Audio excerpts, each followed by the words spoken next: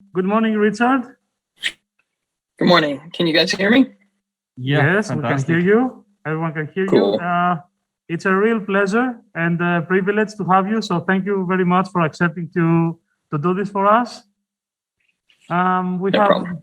We have many people connected online. Also, many students here at the showroom behind us. I mean, I don't know how many you can see, but yeah, they're here, and we're really looking forward to meeting you and listening to what you have to say about your work. I mean, I'm here with my colleague here, Martin, who is the head of audio here at Salzburg University. Hey, nice. Who was, he was the one who set this up and arranged everything. And by coincidence, I was here for some lectures and we kind of programmed this to happen. So we're very excited to have you here again. And a few words, I mean, most of the students have already done so. I mean, you already know Richard, but for those who haven't, Richard is a multidisciplinary artist. He's an electronic musician. He's a premium sound designer and content provider. He has done so many stuff. He will talk about this. So please, Richard, take it and take us wherever you want with your lecture. Okay. Yeah, Alex, thank you for the introduction. I'll just continue saying, yes, I'm a sound designer, electronic artist. I've been working professionally, I guess, in the industry for close to 28 years now, 27 years. So I do everything from music composition, sound effects, UI design, mnemonics, to video game sound design, sound for TV and film, to 360 audio, ambisonic audio mixing for virtual reality, to now most recently I've been working in Dolby Atmos.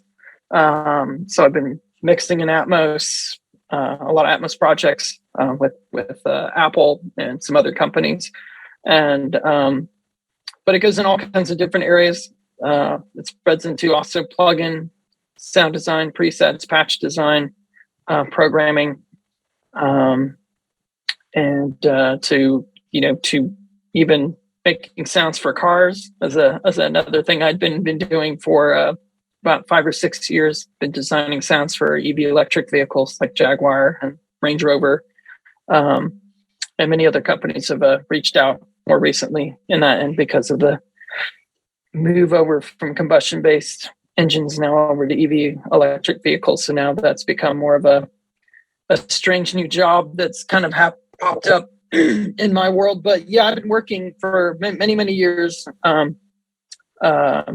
doing all sorts of things that deal with sound and using sound and implementing sound into different environments, into whether that's software or hardware-based systems, or it could be operating systems. I've also done sound design for operating systems, and you guys could probably look up stuff online. There's all kinds of stuff that I've done. I could talk about it forever, but yeah, it's been a crazy experience. When I first started out, I initially had a art degree. I studied art. I was a graphic designer, and I went to college for graphic design. It wasn't for audio. My audio passion was a side project. It was just for fun. It was just something that I always thought I would just do in my spare time. I never really thought I'd ever make a career out of making music and making weird sound effects and stuff like that. It just, it never really hit me until, I guess, after high school. I had released my first record. And around 17 years old, I signed with an international techno label based in the US, called Drop Bass Network. They released for my first record. I was really fortunate that they put out my music at the time, because I got my music all over the world, and kind of launched my career pretty quickly. And before I even went to college, I started doing shows and was performing and making music very, very early on. But as far as like the professional career goes, that didn't really start to happen until like I'd say around 1998 when I started working for Native Instruments, which I'm sure many of you guys are familiar with their software. I was hired very early on to work with them when they were a very small company. And I worked with them for about 23 years, designing a lot of their internal sound packs for Contact, FM7, Absinthe, Battery. Was on the original sound design team for Massive and for the most recent version of Massive X and Reactor 6.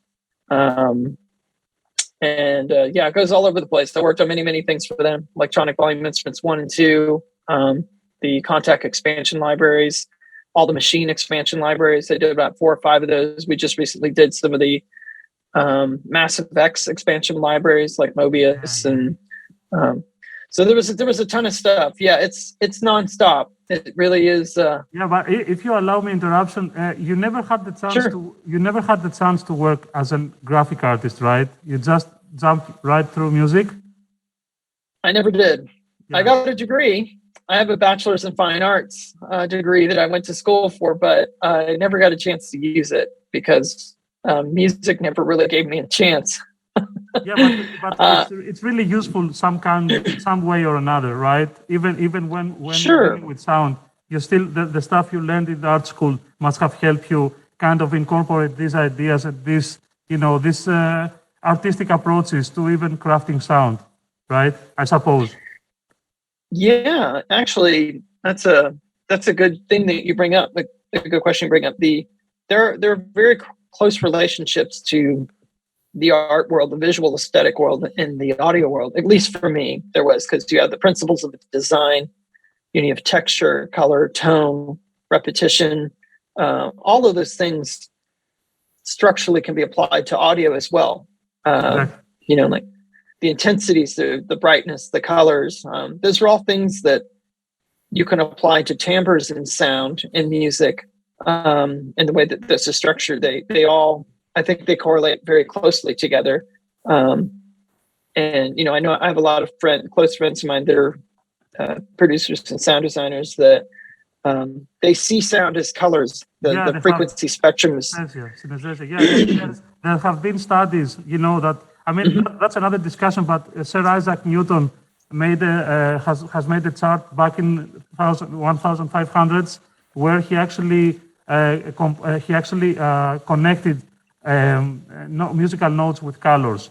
So there's kind of even a scientific, the prism. You must know that being a graphic artist. So there's a connection between those colors and all these expressions with sound.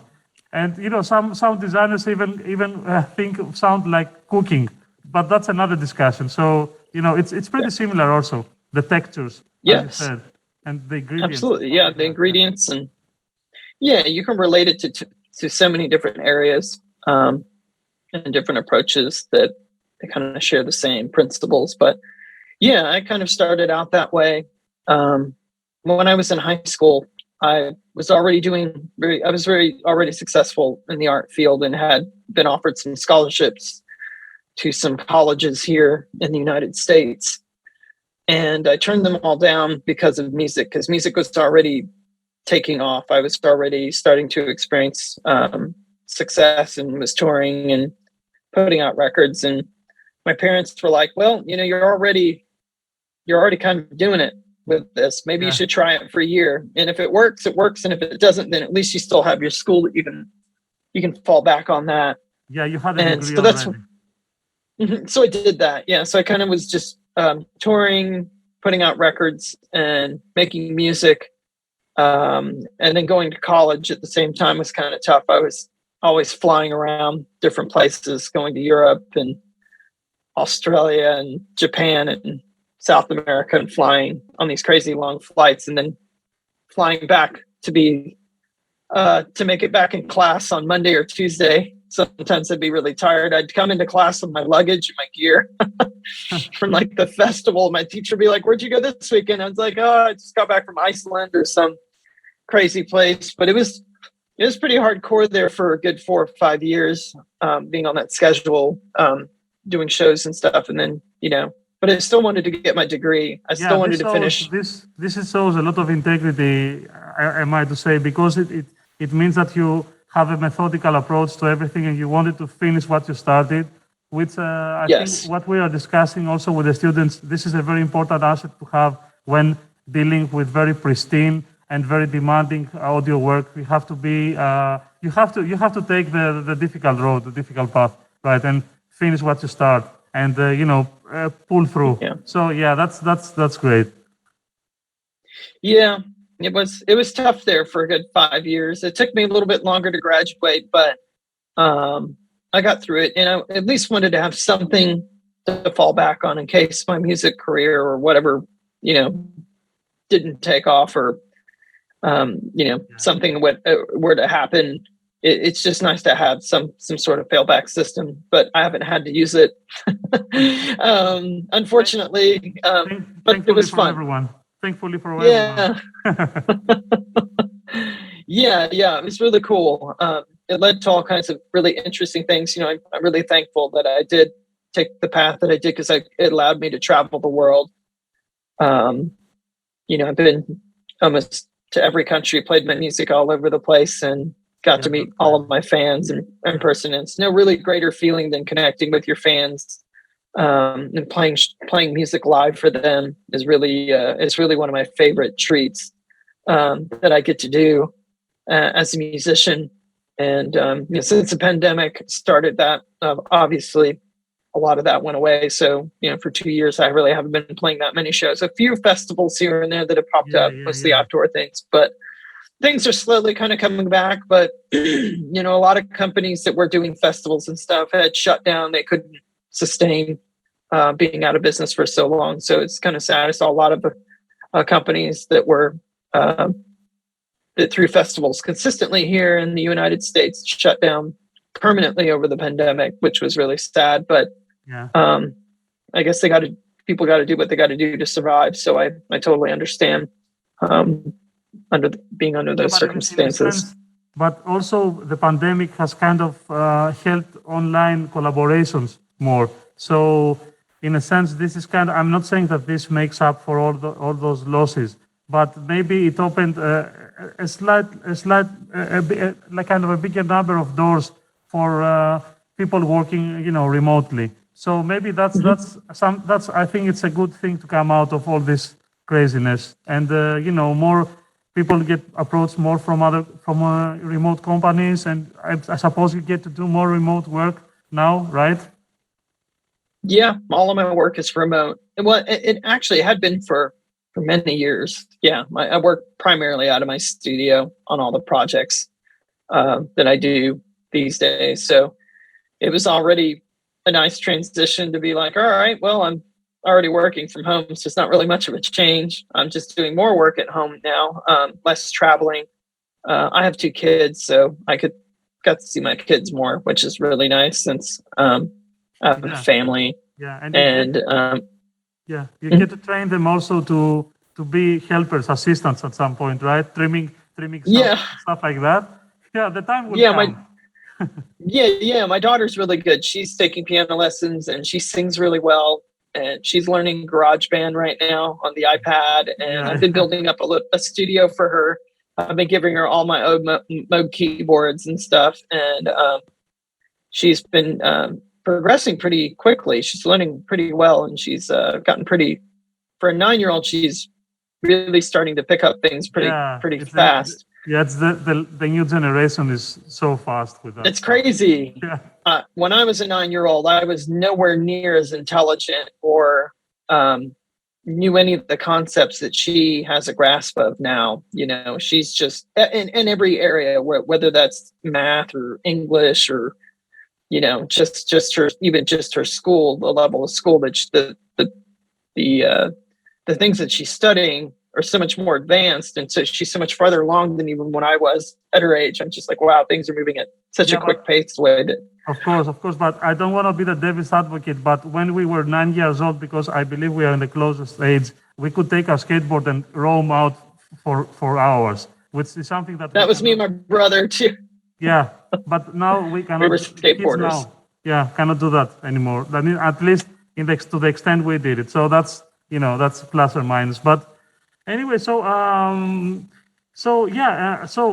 after you were telling us about deciding not to pursue the degree from the art school, but rather focus on your electronic music career. So how what can you tell us about how things progressed from that? And I mean, you said you were an early sound designer for Native Instruments, and I mean you've done so many projects with them so far.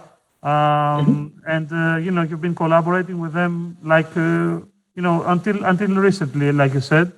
So, but can you guide us a bit through how things came to be? Because we are us included, and of course the students, we are all interested to see. I mean, how things progress from just creating music in your bedroom, in your living room or wherever you created, and then progressing and advancing kind of to where in the status you are right now.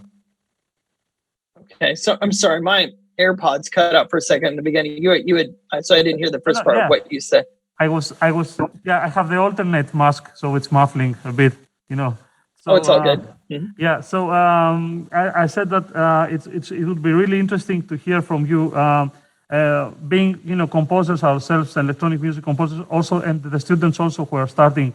How did the evolution from creating music in your bedroom or your living room or wherever you created, how did it evolve and get to the status you're right now? What were kind of the steps, or what happened on this course of the years?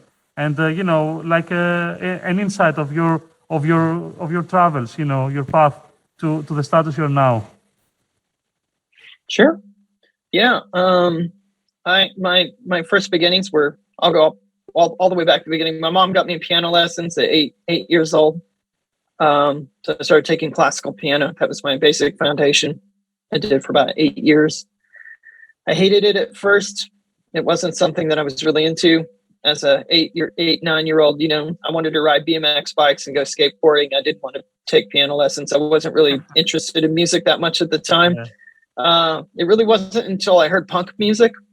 There's a friend of mine named Sean. He had a half pipe ramp in his backyard. He used to play. He had a ghetto blaster, like a music box. He would play music all the time, and I got to hear early thrash metal and early DIY punk bands from everything your piano teacher loved.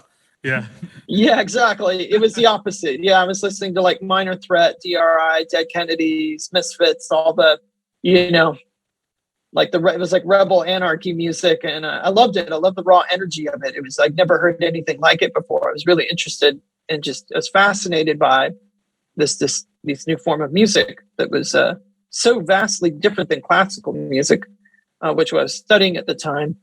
And it was the first time I was kind of like interested in wanting to hear more about this music. So through skateboard culture, I started to discover more music, and a lot of my friends were listening to a lot of thrash metal like Slayer, and then hip hop music like Public Enemy and EPMD and Eric B. Rakim, all these early hip hop things. It's a miracle. It's a miracle that electronic music won you with this start. I don't know. Yeah, it's interesting. Yeah. So I started out listening to a lot of that stuff. That was my first initial once I started to get interested in music, and then and shortly after that, I had a piano teacher kind of really struck an idea with me, because I went through many piano teachers that were just, it was the same old thing. I was reading a lot of sheet music. I was performing at recitals and, just playing these pieces of music and learning how to play them perfectly.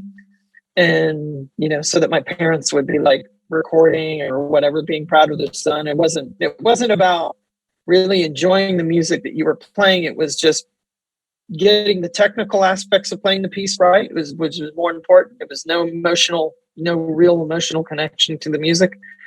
And my last piano teacher that I had right before I stopped taking piano lessons, like, you shouldn't be taking these lessons because your parents are making you take these. That's the wrong reason to be getting into playing an instrument. You should be playing this because you love to play the instrument, and it does something for you. It emotionally gives you something back. It should be it should be a pleasurable experience. It should be a meditative experience for you. It should do something for you. You know, and I was so perplexed with that idea at that time as a young person. I was like, I never really thought about that way. This is just something that my parents would do. It's like, well, you should play music that you want to play. Don't play the music because you know. And I was like, well, I've never heard music that I really wanted to play yet. And then, so he actually played me many pieces from different composers. At that time, he was like, well, what do you like? What kind of stuff is striking you? And, in those early studies, he introduced me to a lot of really cool stuff. Eric Satie, John Cage, that's all cool. these really, really radically outside of the box people that I didn't even know existed. I didn't know music could be that strange and different. And but to be fair, even the classical composers like Chopin and all that, they still have stuff to offer. Yeah. But I mean, it's absolutely. Of course. Absolutely. I know you know this, but yes. I'm just saying this for the sake of argument. I know you know this, but I'm just saying this because John Cage, of course. But you have to have your ears open to grab everything that's interesting from everyone that can give it to you. So just a note on this. It's true. Yeah, and I was a sponge at the time. Yeah, I still am. Yeah, I was always investigating and learning about new music and studying new music and trying to find out about new music that was, that just spoke to me, I guess, in a way that was more interesting than the typical stuff that you would normally hear on the radio. So it was a really big turning point for me to meet that piano teacher. And it's just like, find music you want to play that you enjoy playing and play that. Don't play the music your parents want you to play, or because some other piano teacher wants you to play their piece and I was like, oh yeah, you're right. I should be playing music that I enjoy playing or that I want to play. So that was kind of the beginning of it. And from there, I in high school, I was in various bands with friends. We tried to start up different bands here and there. And none of them ever really took off. It was never really a successful thing. It was really tough. So, friends couldn't meet for band practice. Our drummer would be like, oh, I'm going to be hanging out with my girlfriend this afternoon. I can't meet. I'd be like, all right, man. Nobody wants, no one was serious enough to want to really keep going with the music thing. So I bought a drum machine. I was like, all right, maybe I'll do it on my own. And that was sort of a change. I started to look at getting other devices to assist me to making music. And around that time, I started listening to a lot of industrial music. This was probably, I want to say early 90s. And so I started to get into rave music at the time too. A lot of raves were popping up here around this country around 1990, 91.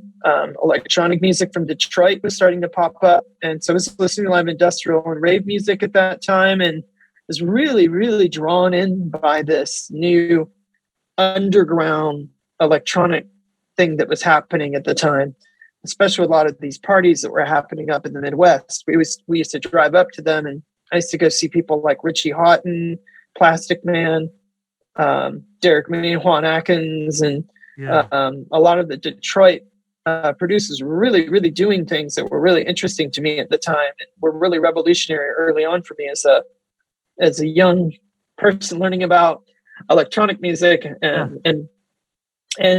So this really, really sparked my interest, and I started buying a lot of their records, and actually started DJing first before I actually bought equipment. I had bought a pair of turntables in high school and was buying records and was DJing at parties at first, and did that for a number of years. And at some point, I think it was like when I was 18, I was like, why am I playing all these other people's records? Why don't I make my own music?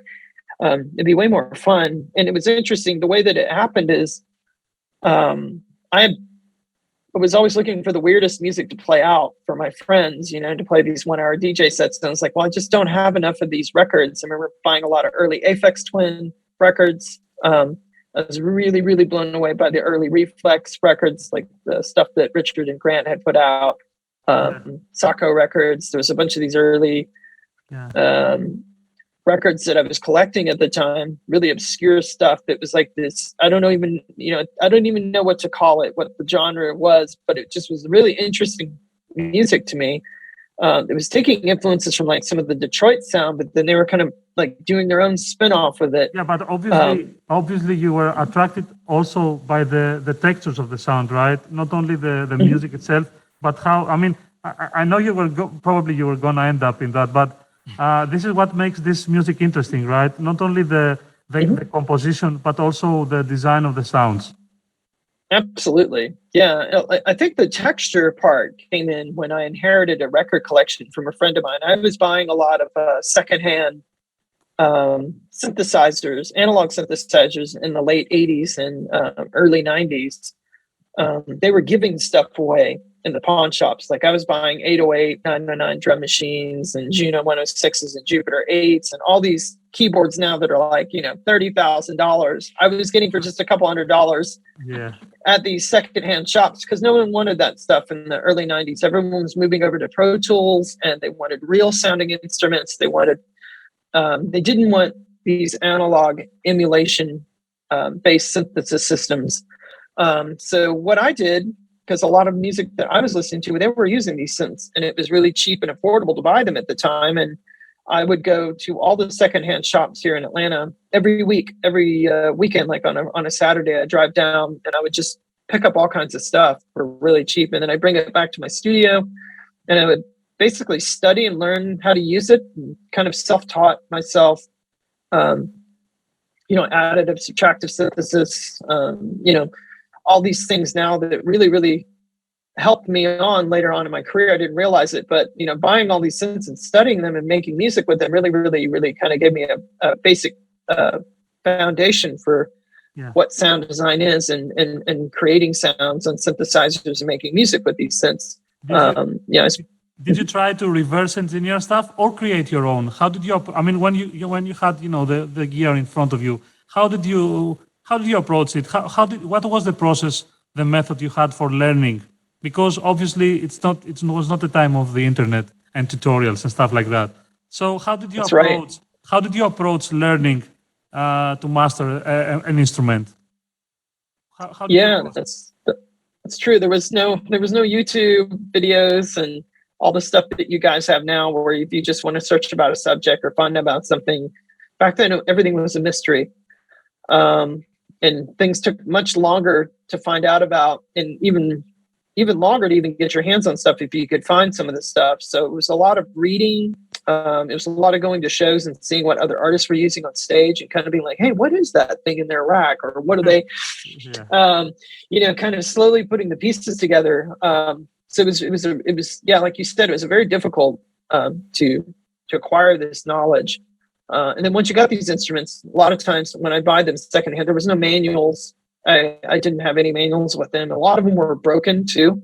A lot of them weren't functioning properly. So I had to find service techs to help me fix these. And that's where I met my friend Tim, who had built me a lot of custom synthesizers that I still have and use today at my studio.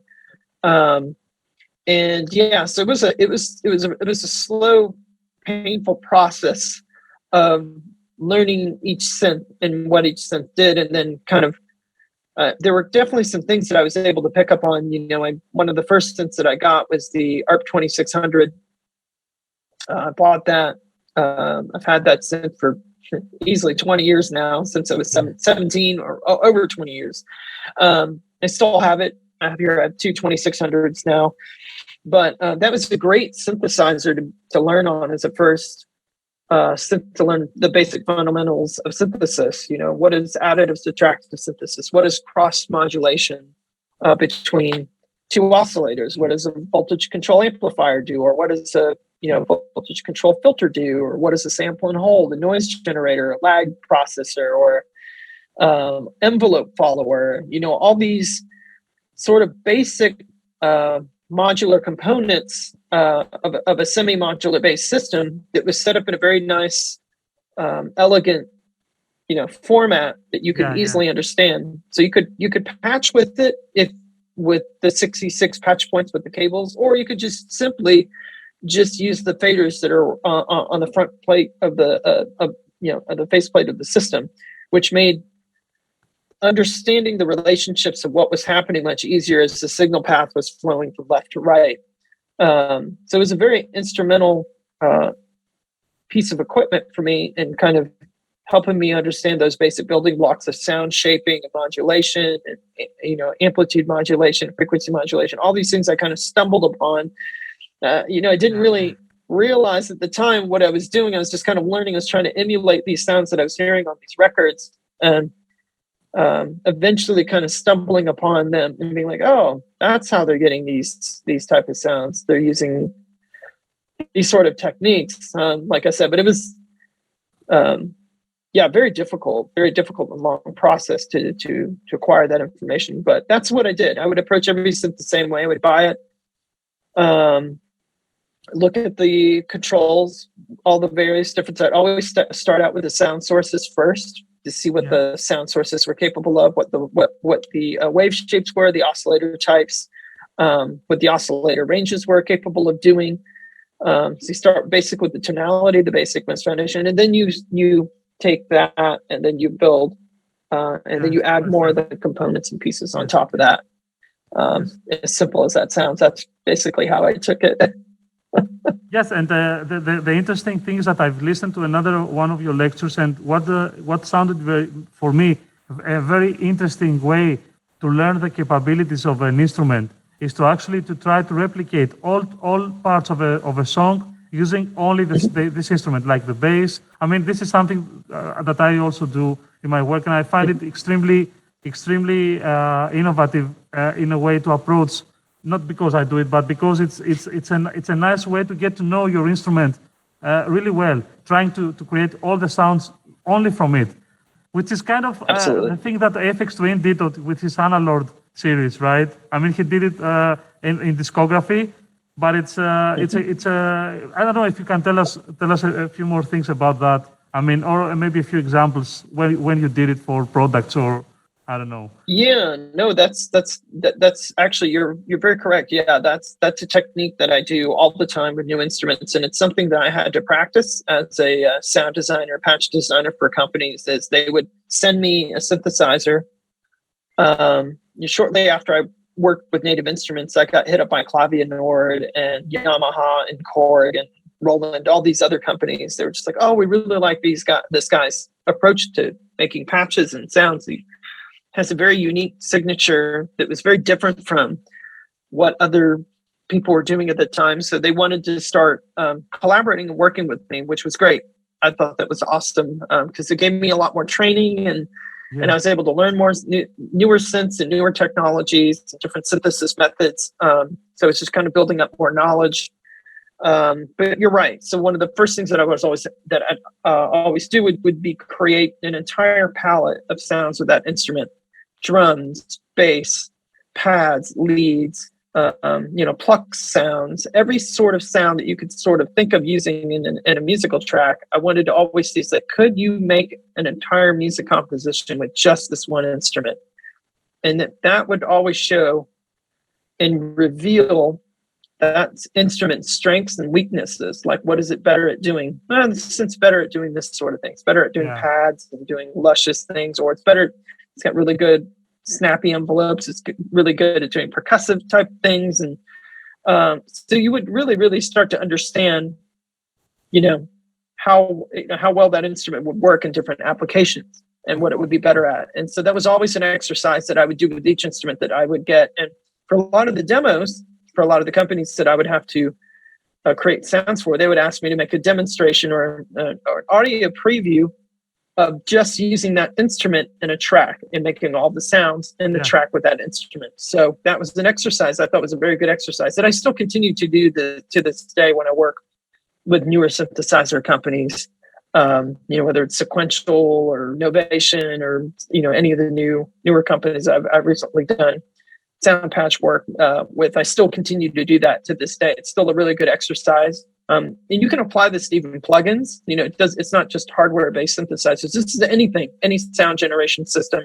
I think it's good practice just to get familiar with all the different variations and varieties of different sounds. You kind of gave me a pass because what I wanted to ask, not ask, but say is that every successful electronic music artist like you or Taker, which are like not one of the best groups ever in this realm.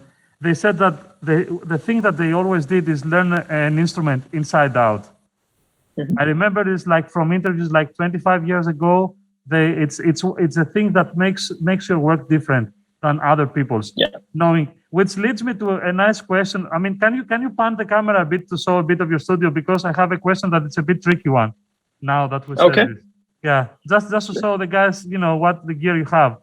So Oh, okay. yeah, Okay. the question, yes, the big question is, what is better? Not better, but do you believe that having enormous choices or having only one thing that like the inside of your hand, will reveal to more creative results? What's your opinion about this? Although I can understand you're already biased, but yeah, how do you think about this?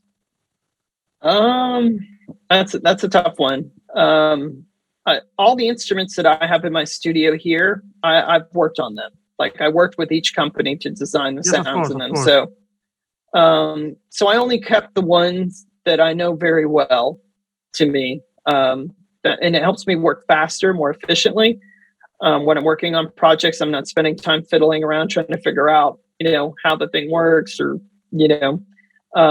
so everything that you see in my studio, every keyboard, I've actually had a hand in designing all the the internal factory presets.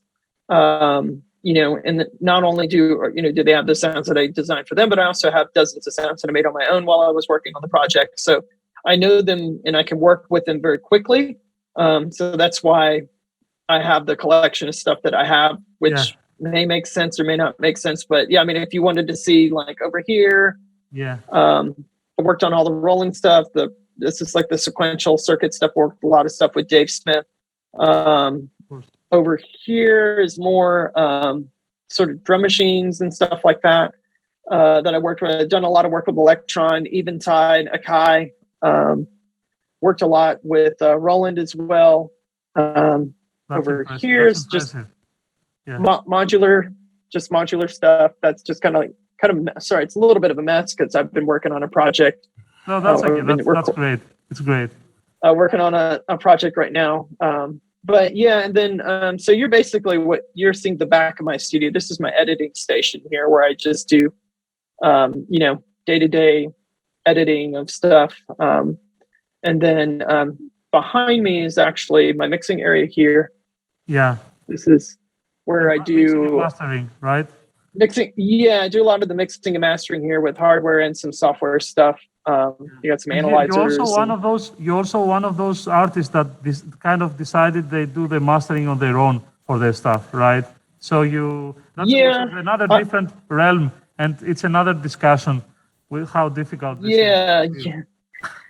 Yeah, it's tricky because my music is a bit different. So, a lot of times when I send it to mastering engineers, they would just be super confused. They'd be like, I don't even know what to do with this. Like, I don't even have a reference to like how this should sound, or it was a constant problem that I'd run into a lot. So I was just like, well, maybe I should try to start learning a little bit about the mastering process myself, because I wasn't only just mastering my own music. I was mastering a lot of material, a lot of sound design based material for video games and for all sorts of different products. So I figured it would be really good. And that was one part that a lot of clients would leave out when I was working on projects. It's like they wouldn't think about the mastering at all. They would just want to get the sounds, and I'd be like, that's really important. We need to make sure this sounds as good as it can possibly sound on whatever device it's going to be playing on, whatever speaker the specifications are going to be, or whatever the audio is going to end up playing. And we need to make sure to ensure that the sound sounds as optimally as good as it can be on that device. So they would never master stuff. Everybody would skip out on that part. And I was like, oh, that's pretty important. At least it was for me. Because when other sound designers were bidding on a lot of these jobs, they were always like, wow, Richard's stuff sounds so much better than ours. Why is that? It's because I was like, well, because I'm taking the time, spending the extra time to actually make it sound good and to ensure that it sounds good on that playback system that, the final system that it's going to be put on. So, it takes a bit more work and there's a lot more stress involved, but the end product comes out sounding better, in my humble opinion. So yeah, it's definitely something that took a bit of time. I do also audio analog summing too. I have an analog summing mixer here, so I can do all my tracking in here as well as mastering and stuff. I have a whole system that set up to do stuff very quickly. And then over the years, I've just kind of built this system up to, it didn't happen overnight. It's about 10 years, and I don't claim to be a professional mastering engineer. I'm just mastering my own stuff and my own projects for my own clients, and kind of figured out how to get my stuff sounding good. Yeah. Just for my clientele. I don't do mastering. I don't run a mastering room it's not open to the public. I don't accept submissions. This is what is required for your own professional development. I mean, the ability to master your own material is what makes like your product complete when it's delivered to the client, and that makes a big difference from other competitors. So it's really important. But as you said, this is not. You taught yourself it's not happening overnight. You have to read and cross check and all this. It's a procedure that takes time to master, of course. But it pays up at the end, right? Yes, it does. For us who listen to your material, we know it has a difference, of course. Yeah. Like I said, it takes a little more work, but I feel that work is. Really shows in the end. A lot of people always say, "Oh, how do you get your stuff to sound so great on Instagram or whatever?" So I always get that question. I was like, "Well, because I master my stuff for every format, and I try to get whatever I put out there, try to get it to sound as best as I can possibly get it sounding. To give you a better overall experience. And but that takes work. That just takes time. That's all. And but yeah, it's pretty fun. I could give you guys a little more of a tour here. This is yes, of course. Down here is more. There's my 2600 down there. Oh, nice. Right there, I'm kind of down there. And some other keyboards there. A lot of the Dave Smith stuff, Novation, Korg, and then if I flip around here, I was talking about Tim. This is one of his synthesizers that he built me. Oh, it's all Banana Jack. It's the only one in the world that exists here. This kind of hooked up to a metallic resonator. Yeah. This is actually a speaker that's welded back here, and this synthesizer is going through this speaker. And it resonates. Yeah, okay. It moves the membrane as a speaker. Yeah, exactly. So if I turn it on, you guys can get it. You can hear it really quickly here. So this oscillator is going through it.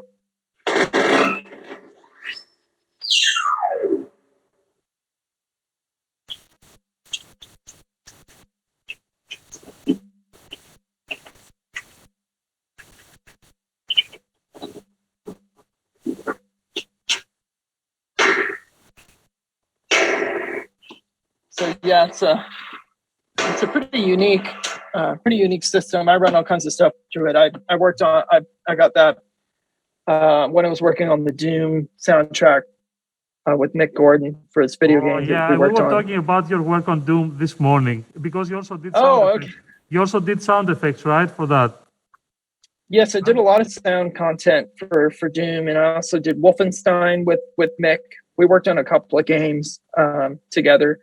The most recent game that I'd finished up was the Cyberpunk 2077 for CD Projekt Red. That was another project that we finished up. It was a lot of fun. There was a lot of content that that's a game right up your alley with all the futuristic content, of course. Mm-hmm. It was really cool. That was a really fun one. And this I was going to show you. This is the room. It's still kind of this is the new Dolby Atmos room that we just set up. This is a Studio B room. I don't know if you guys can see that, but yeah, we can see that we're just trying to comprehend, the awesomeness. Yeah, so I've been working in Atmos a lot. I'm sorry, it's probably not an easy way to get a good view here. I'm actually redoing some racks here. I'm redoing a rack right here on the floor that's a couple of Shelford, Neve, and API channel strips that are about to go in. Oh, okay. But yeah, it's a bunch of honestly more keyboard racks of stuff. It's just. Yeah. And I remember. But yeah, I remember. This is a 7.4.1, right? Room. Yeah, this is a 714 configuration in here. Yep. Yeah, it's a little messy. We're doing some rearranging of stuff, but yeah, I've been doing a lot of work in Atmos lately, and as I mentioned before, doing a lot of work with ambisonic audio, VR, virtual reality, augmented reality. I did a lot of work with Google, doing sound for Daydream, their platform, and also Google Earth. So it's worked on many projects with them where I was in charge of the spatialized 360 audio experiences, and not only recording, but doing sound design. It was a lot of different components to get that to work. So working in spatial audio is definitely a much different ball game than working in stereo. Yes, of course. There's a lot more. There's phase issues and delay compensation between speakers, and and then translation to headsets and head tracking, HRTF, and all the different various formats. Whether you're working in Dolby or ambisonics, there's lots of different. So all these kinds of different weird things that pop up, and it's I haven't only been working in it since about 2016, so it's I've been working in it in a very long time, but I've been working in surround music before. But you constantly have to educate yourself, right, for these applications. It's part of the job. It is, yeah, and I'm still learning new things every day. I tell people all the time that I never say that I'm a master of anything. I'm still just a student, and I'm a student just constantly learn. This is my classroom, and I'm just still a student learning new things all the time, and things change all the time. The technologies are changing, But it's a very healthy approach. It's a very healthy approach to approach your professional career, being a student all the time. Because when you think you have become a teacher, I think it's a time that you already are staying behind of the of evolution. So yes, being a student is a great attitude and a great way to approach this type of work, because it's also a kind of a it's kind of a playground. So you always have to kind of have the freshness of a student approaching it, and have the playful attitude and disposition to be open to learn new stuff, right? And not just say that this is what I know to do well, and I will stick to this, and that's it. So it's a very, I personally think it's a very healthy way to approach this profession. And we have like a million of questions. We will try to get like the most important ones through this time. Sure. We have you. And, I wanted to ask you, while we were progressing about your career, so you said that the clients were looking for your signature sound. Mm-hmm. So how it became your signature sound? How did you develop it to become your own thing? This is something. That's a good question. Yeah, everyone has to, we are all, every artist wonders, how do I develop a signature sound? So yeah. That's a good question. I knew very early on when I started working in commercials. I was working with many TV advertisement commercial houses in the early 2000s. I'd say I worked in the advertising industry about 13, 14 years. Working with about, I want to say 6, 7 pretty big commercial houses, AKQA, Wieden & Kennedy. We worked on a lot of big clients, Coca-Cola, Nike. I was trying to find your Nike. I know your Nike ad with the basketballs. Couldn't find it online, but yesterday I saw the students, the Audi one with the spider, which I know it's one of the. I remember, it's one of my favorite because in advertisement. Yeah, I love that. That's really old. Yeah. Yeah, I know, but I did that a long time ago. That's probably 20. That's probably 20 years old now. Yeah, I'm probably 18, 20 years old. But yeah, I worked with so many different clients back then, and doing different sound design projects, working with different producers, different creative directors, working with different companies. Made a lot of great connections in that industry. And back in the early 2000s, you could make pretty serious money doing that work. I got really lucky that I had a really good streak for about 6-7 years, just like, that's all I was doing for a bit. I was doing a lot of touring and making music, and then I'd work on a lot of commercial TV stuff in my spare time.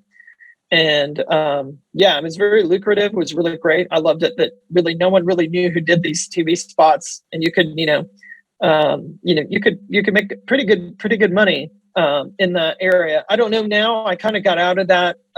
About 10 years ago, I started to migrate out of doing television ad work and moving into more like integrated sound design for products. I wanted to become more part of, like, instead of like doing sound design for a product that's being advertised, it's like, no, I'd like to be part of the team of the people that are actually designing the product that they're selling. Like, I'd love to make the sounds for that product. So it sort of, I started to get connections and started to work on bigger projects with bigger clients like Amazon and Barnes and Noble and Google and a lot of these and Sony, these other tech companies, and started to get hired on bigger projects, Microsoft games and Microsoft by themselves were just, it just started to, I started to transition out of the advertising world into working on bigger projects. In which time frame? When did you realize that you have a signature sound, or when did you realize that people? Oh yeah, the signature sound itself. Yeah, people come to you for your signature sound. How this is? That was established very early on when I started working with Native Instruments. They initially contacted me because my sound was so different, and that's why they wanted me to work with them. They're like, your stuff is so texturally interesting and different than all of the other stuff that we're hearing right now. We would love to know how you're doing stuff, and we'd love to be able to work with you and see if we could get some of your sound design content within, our library of stuff. And I said, sure. I've never done that type of work before. And I realized early on, Native Instruments helped me realize this, that I didn't know that, because back in 1999, they were a very small company. I didn't realize that they were going to be as big as they are now. They were very small. Like I said, there were 6 people working there when I first met them. They seemed like this cool underground group of cool folks making really cool software at the time. I was like, yeah, I like these guys. I'm going to do stuff with them. I had no idea 10 years later they were going to be one of the biggest software virtual instrument companies in the world, making some of the most, innovative virtual instruments that really changed the way that people thought about making music and computers. It really took computers seriously. Exactly. Even when Generator came out, it was groundbreaking. So it's groundbreaking, yeah. They were following up to this approach to creating innovative instruments, of course.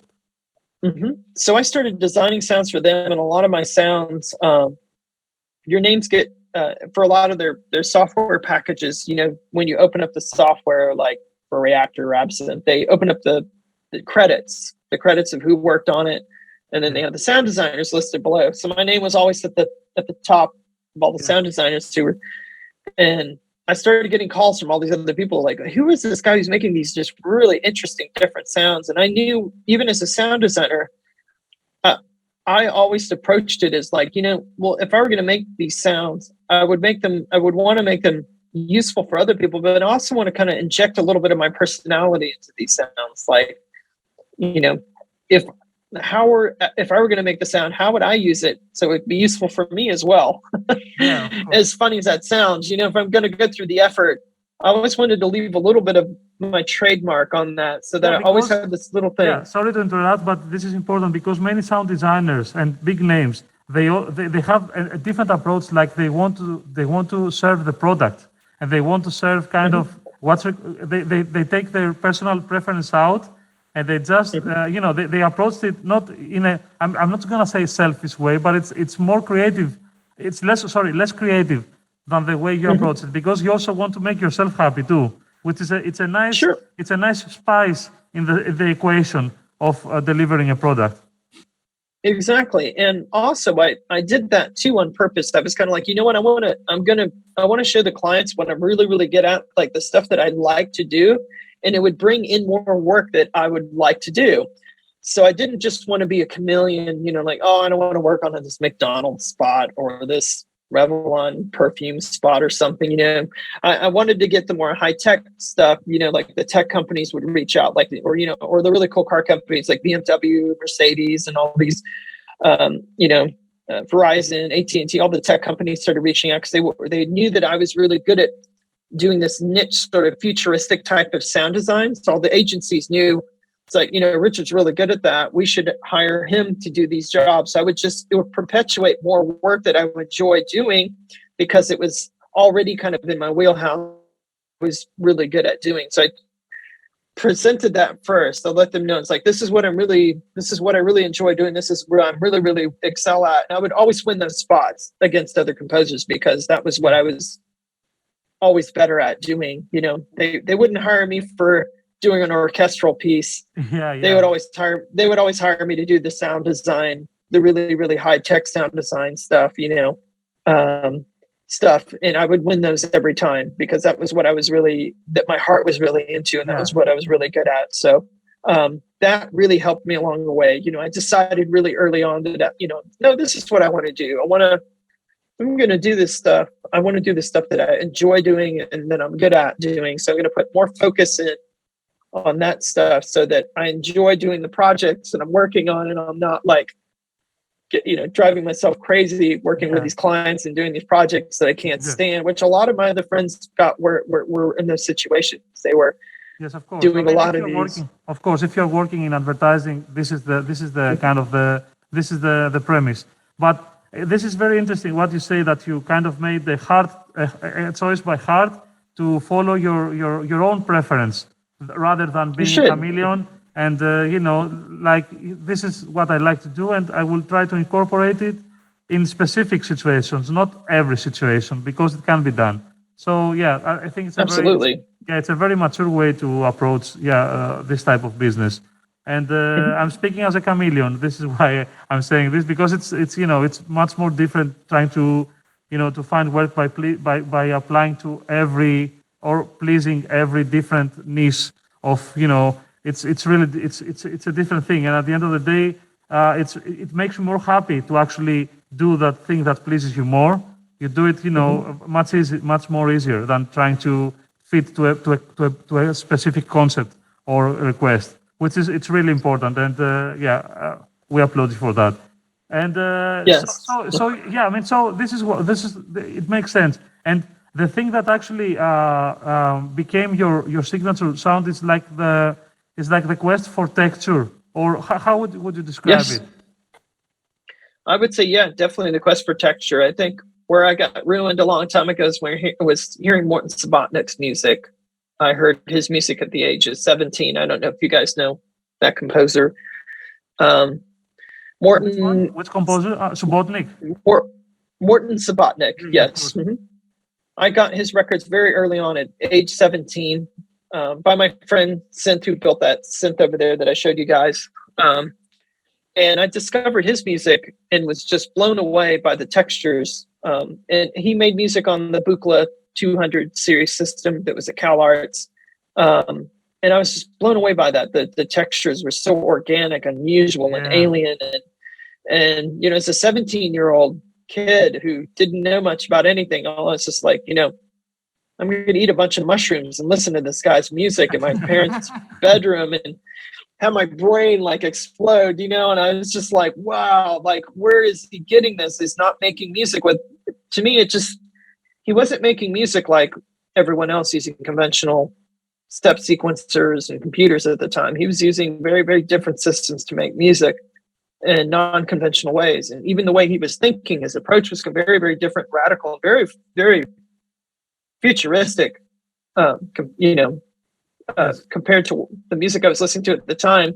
And it blew me away. It was a huge turning point for me, just the textures and the timbres that he was getting. And I was just always trying to seek this level of detail that he was achieving, and trying to incorporate that in my music in some way, like in some of the weird, odd dance music stuff. And even to this day, I put Morton up there as one of my top favorite artists that's influenced me throughout time. So many of his records had such a huge impact on me, like Touch, Silver Apples, Sidewinder was another one that I listened to over and over. Like I just couldn't. It's one of those things that just couldn't. Just never heard anything like it. It just sounded like some completely alien, foreign music to me that I had no idea how it was created. I just couldn't put my finger on it. I was just, even to this day, I've played many shows with Martin over the years, and he's a real big hero of mine. I aspire to be, hopefully, maybe an inch on his level at some point in time. He's just one of my biggest heroes when it comes to modular music and electronic composers. He's fantastic. Yeah. And what is interesting from the approach of this artist is that they had a different connection with nature and how to appreciate listening to sounds from nature that we do now. So, in my opinion, maybe maybe you agree that it's very important to actually train your ear like these people did. Even if they did it in an academic way, but they try to understand the nature of sound, the texture, the timbres, the envelopes, everything that's I feel that they also studied nature, how sound works in nature, and that they also try to incorporate it in their compositions, even if they are abstract or not. So this is, I don't know. What I'm getting at is that it's really important to actually train your ears for understanding sound in general. I think it plays a big part in this profession and understanding, even as a musician, a composer, not even, because with electronic means, you also have to deal with all these parameters, timbre, textures and stuff. So this is what makes for me subboarding so great. And one of our joint favorites is also Raymond Scott. I know you talked about him. I absolutely love Raymond Scott. Everything, because I'm leaning more to the commercial. I do a lot of commercials. I love the way he revolutionized working with music for commercials and the sound design. Actually, not only the compositions, which I find really, they are novelty, of course, but still they're fantastic. But also his approach to sound effects, how he used them in these micro compositions he did, and all the crazy instruments he made. It's fantastic. I urge everyone to check Raymond Scott's work. He's a fantastic composer, and I really like to listen to his music like it's commercials. They're a bit cringy at some points, like because it was the 50s, totally. Like don't beat your woman, beat this product or stuff like that, which is it's another era. But still, the compositions are really, really fantastic. Yeah, they are. Yeah, if you guys get a chance, you should check out, if you can. It's the Manhattan Research Project. Was a great collection of his works. That's I think it's like a 2 CD disc, but it's got a nice wide variety of different pieces that he did from that period. And very, very, very interesting person. And I love Raymond's music. Yeah, we're big fans of his music here at our house. And he's been a big inspiration. A lot of those early composers were like I said, had I not met my friend Tim, who gave me his record collection when I was very young at 17, I don't know if I would have gone down the path that I've gone down, because I had gotten those records actually by accident from him, because he was having a baby and they were moving into a new house, and his wife said, "Hey, all of these records have to go. They need to get out of our garage." And he didn't want to throw them away. So I said, "Rich, I know you're really into, I know you collect records and DJ. Maybe these records would be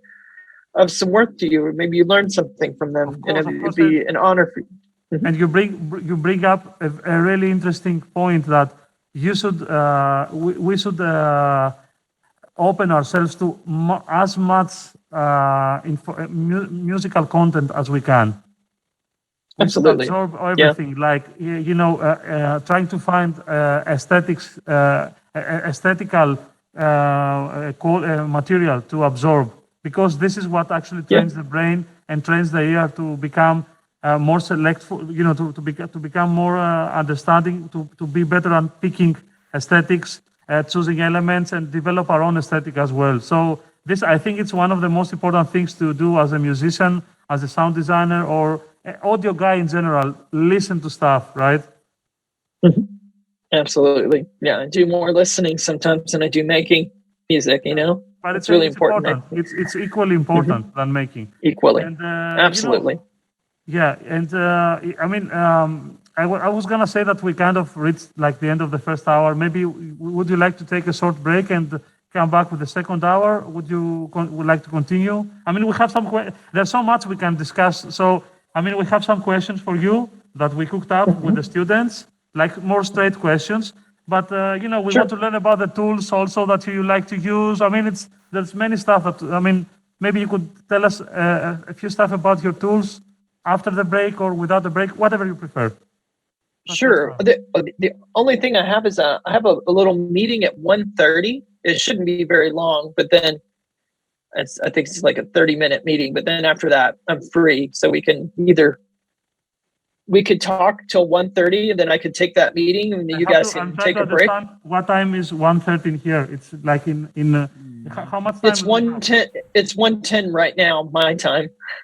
Okay, it's 1:10. Yeah, I mean that would be lovely if you want. I mean, we could break for to meeting and maybe come back for as much time you want, and kind of keep up. So maybe my meeting shouldn't take very long. I think it'll be like probably 30 minutes. So, but it starts at 1:30, so I'll probably end at like 2, and then we could start the second hour at 2 if you want, 2:00 my time. Yeah, that's perfect. That's perfect, of course. Then if you guys have any questions, or that should give you guys some time. If you guys have questions or anything for me, then I can hopefully answer them on the second hour with you guys. Of course. No, yeah, that's great. Thank you so much. So maybe we could take advantage of the time we have now remaining for. I mean, you could talk us about a bit about the tools that kind of. I mean, what to talk about the tools? I know. But just how important are they in your process, and maybe some not preferences. I mean, tools that you actually enjoy working on, or they play a crucial part in your process, in your everyday work. Not advertising, but just picking out what works for you, and kind of a tool talk, let's say. Sure. Yeah. Wow, there's so many. I would say definitely because I deal with so much audio editing, because I do a lot of field recording, do a lot of cleanup. I use Isotopes RX a lot. RX 9 Advanced is probably open on any two of my machines at any good time. I'm always doing cleanup or spectral repair, doing all kinds of stuff to audio. That is always something that's used pretty much 90% of the time here for cleanup and other things.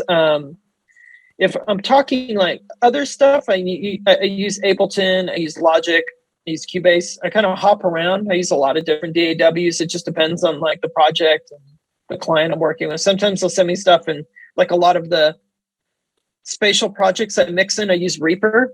So I've kind of had to hop around on different platforms depending on what the client wants. Like when I've done stuff with Google, they do all of their spatial mixing in Reaper. So all of my sessions have to be done in Reaper. And then like when I work with Microsoft Games, I work in Pro Tools. So Pro Tools isn't my favorite, but nobody's. Everyone is. Yeah, totally.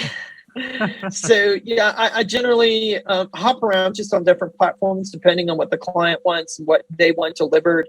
I usually will deliver in that format that they want. So I've tried to become familiar with working with a lot of these different DAWs, to be able to edit and create and work in these various formats and deliver when they need them in those formats. But yeah, those I would say those are the main ones. As far as like if we're talking like software stuff, I use so many plugins. It's crazy. I think of like 4,000 something plugins, or 5,000 plugins. But yeah, some of my favorites, obviously, I use like Waves, Universal Audio, probably a lot of the same stuff that you guys have at your school there. Melda Production, all the Native Instrument stuff. I don't know if I'm using anything I don't think I'm really using anything that's completely specialized to anyone else, when it comes to the tools that I use here, it's really your brain and how your brain uses the tools, I guess, but yeah, pretty much all the same stuff. I'm trying to think of stuff that I feel like, is there anything that's specialized? I use a lot of the plugin alliance stuff. I use a lot of their plugins as well. I find theirs to be really handy. A lot of the soft tube stuff is cool too. And sound toys, GRM tools, And all the typical ones that you guys probably know for years. Yes, and now that you mentioned that you have so many plugins, how do you find emulation because you have so many hardware synths? How do you find nowadays emulation in comparison to the hardware sound? Do you think that is it true that you can actually distinguish which recording is a hardware synth and which one is a software synth if you use it properly?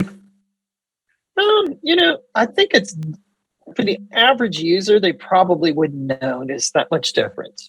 Like if you take like an emulation of the TB303, for instance, that's an instrument that's been emulated in hardware and software forms for many decades now. It's not a very elaborate design, so it's most easily to elaborate. But I know that you have like these great modular synths. So, and there have been also software recreations. So how do you feel about that? I mean, when comparing like a more intricate and more difficult synth to emulate in comparison with the hardware synths, the original, or the hardware stuff?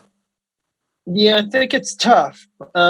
Some stuff is closer than others. I felt a lot of stuff is nowhere near as close as the real thing. I found a lot of that with a lot of the software emulations of like, I don't know, tools like like the Manly stuff, for instance, like the tube gear, like the stereo mastering compressor and the API stuff. Like you see like Waves, they have like plugin emulations of these, which are pretty decent. They kind of get you in the ballpark, but they really don't get you really there if you have the hardware, in my personal opinion, especially when you're using tube and transformer based hardware. With like the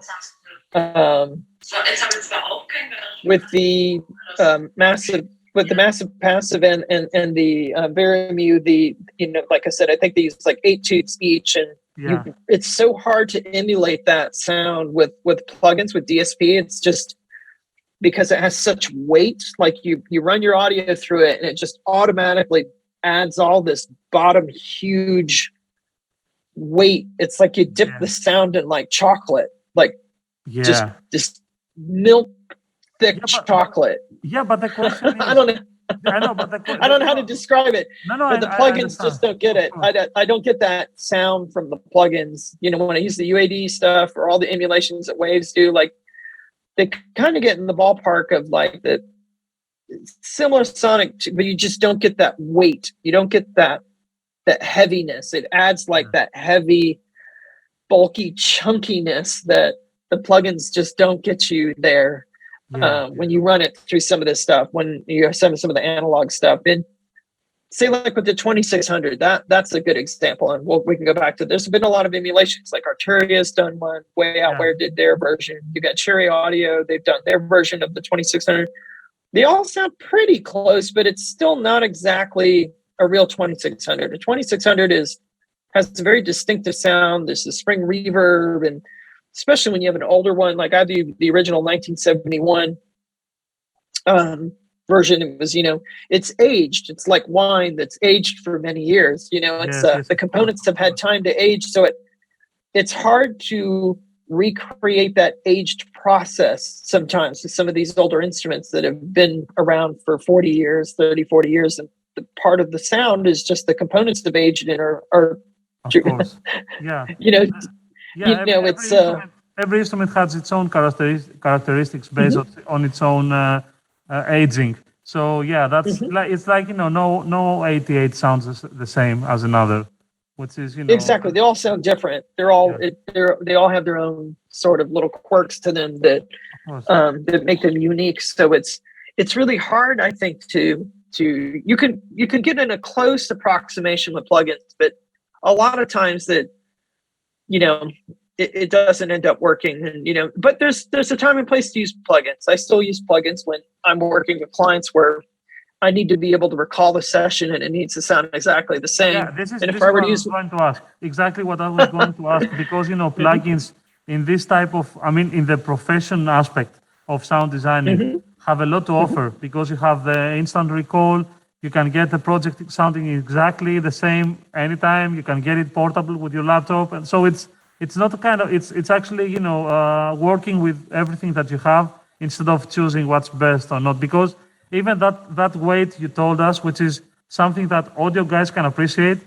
Most of the people listening to the result, they might maybe subconsciously they might feel something, but I don't know if they really understand what's going on, why this kick is much better through the manly or just straight out from, So this. Sure.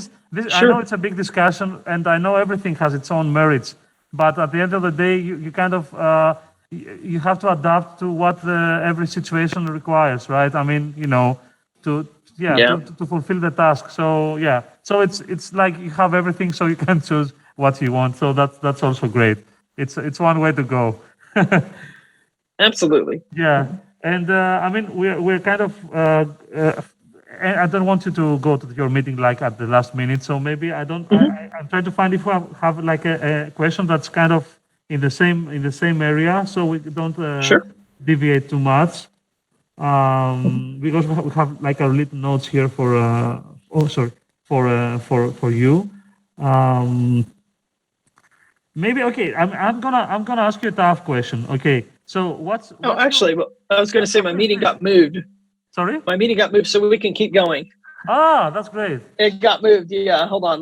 They just moved my meeting. Yeah, that's great. Thank you, meeting. Let me do this. Yeah, totally.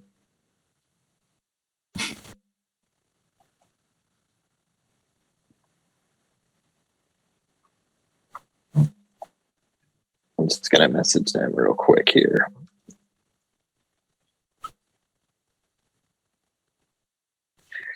But yeah. So yeah, we could just keep going. Sorry, yeah. Now we're fine to keep going. Yeah, I don't have to do it at 1:30, so keep going. That's perfect. Okay, so I'm gonna ask the difficult question, then we can move to another thing. So the question, it has kind of a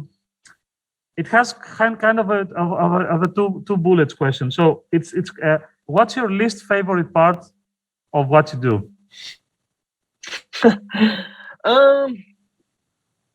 Wow.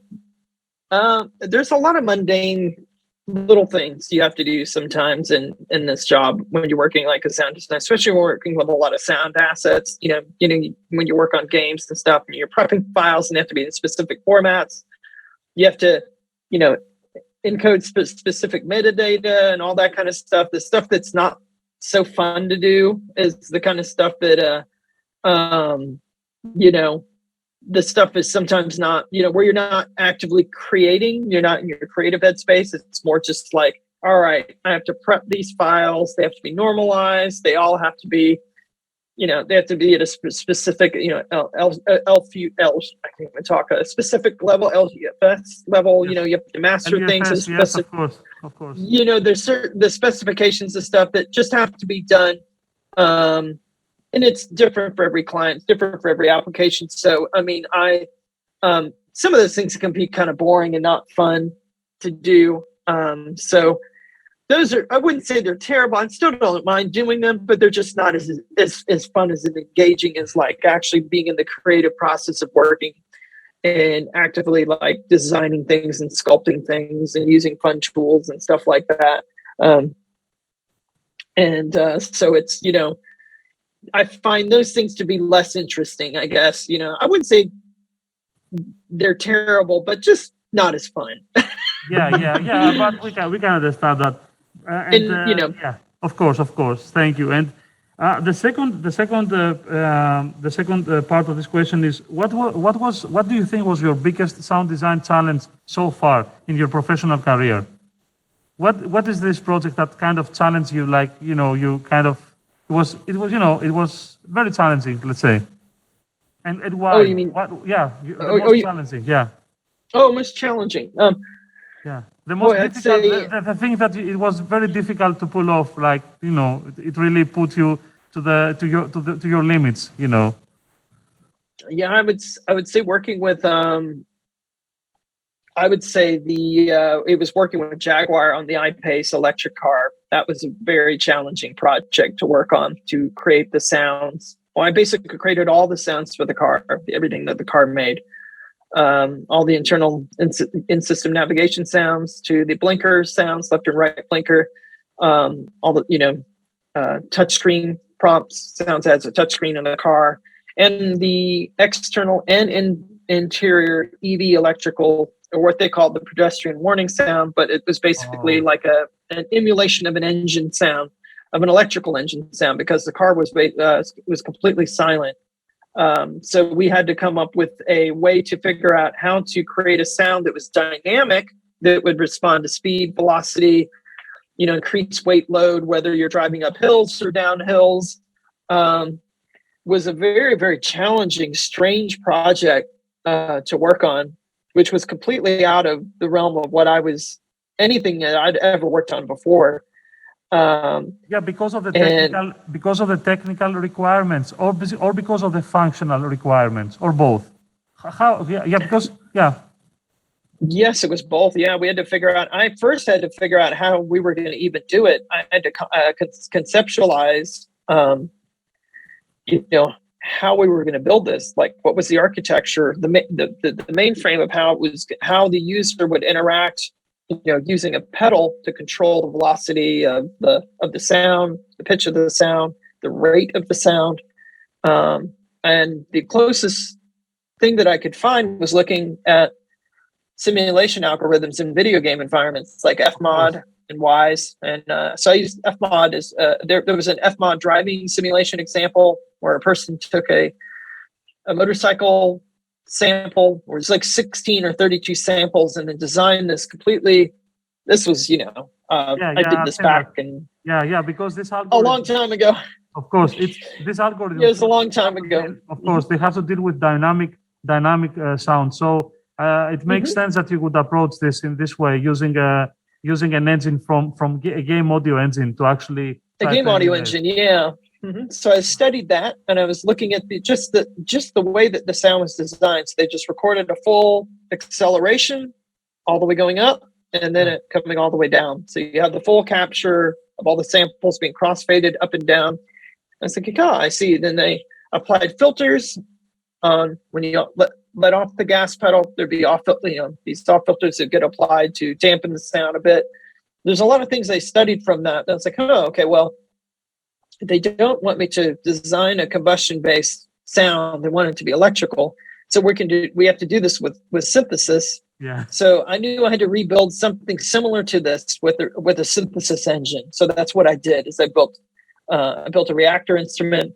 I prototyped one in Max MSP, and then I also prototyped one in Reactor, and then I also prototyped another one in Kima, in the Kima system, which I have here. I use the Kima system still, a Pacarana fully loaded, and so I used a combination of all three. But the winner in the end ended up being Reactor. Reactor was the one that had the sound quality that they liked the most. Of course. I was gonna say that because Reactor has it has the better quality of those three that you mentioned, the engine and the spectrum, not the spectrum, the sound is more full. I can't find the word now. But it's got a nice warm. It's warm. A nice warm tone to it. That's the ones the client liked the most. So I said, okay, that's the one they like the most. We're gonna go with that one. But I applied that. Yeah, so I built a synthesis engine. And it's basically an additive synthesis engine, because what I did was an engine study on all of their older cars. I recorded all the engines of all the earlier Jaguar cars. So I was sent to a dealership to record them. I did internal and external engine recordings of them, and studied basically the harmonics. Basically, is what it came down to. Is like, what are the harmonics? What's happening at different rates of speed at the car at high rates, and the car at slower rates when it's driving slower. And there were basically these harmonic clusters, and I resynthesized that information in the computer and studied the the frequencies, and then recreated that in the synthesis engine that I built within Reactor and these other systems with Kima. So it was all based on additive synthesis using sine waves and square waves. And in my synthesis engine, I had a mixture of square wave, triangle waves, and there were filters and things where I could create modulation between the different waves to make it sound like the speed would increase or decrease. And but yeah, there was lots of things. It was an interesting study. It was definitely, I learned a lot from that experience, but it was definitely challenging to make it sound realistic and respond realistically to the user's input. I guess, And maybe there was an extra difficulty that I suppose you didn't have like a car to test it, so you had to kind of emulate, right? Yeah, we had to emulate it. I was because they were in England. They would send me recordings of my sounds. They were using a B&K binaural dummy head that they placed in the car to do all the recordings for me. They would test my engine model sounds, and then they would test drive it, and then they would send me the recordings back so that I could hear how well the sounds were working or not. It's a bit tedious process. Yeah, I can imagine. Yes, it was a very tedious process. Yeah, because they couldn't let the prototype car out publicly. No one could see it. They could only test it on their private racetrack at their headquarters, because no one, they couldn't take it around. They couldn't take it around town. That's so interesting. Yeah. This is, and actually, now that you mentioned game audio, have you ever been involved? Do you? I mean, I know you have created sounds for various games, but do you work on the asset providing side, or do you also work on the do you implement also? I mean, have you worked with middleware yourself? Like Fmod or WYs and stuff. I've done a little bit of both, but more on just. Sorry, guys. Sorry, please mute your microphones, please. Thank you. Sorry. Yes, please go on. Oh, so it's all right. No, I've done a little bit of both. A bit of asset and some of the back end as well. Like when we worked with Google and stuff, we had to work in Unity 3D. I've done a lot of like prototyping and stuff in Unity 3D. There's a lot of games that get built in Unreal Engine and Unity 3D, and so we did all our prototyping and building in Unity.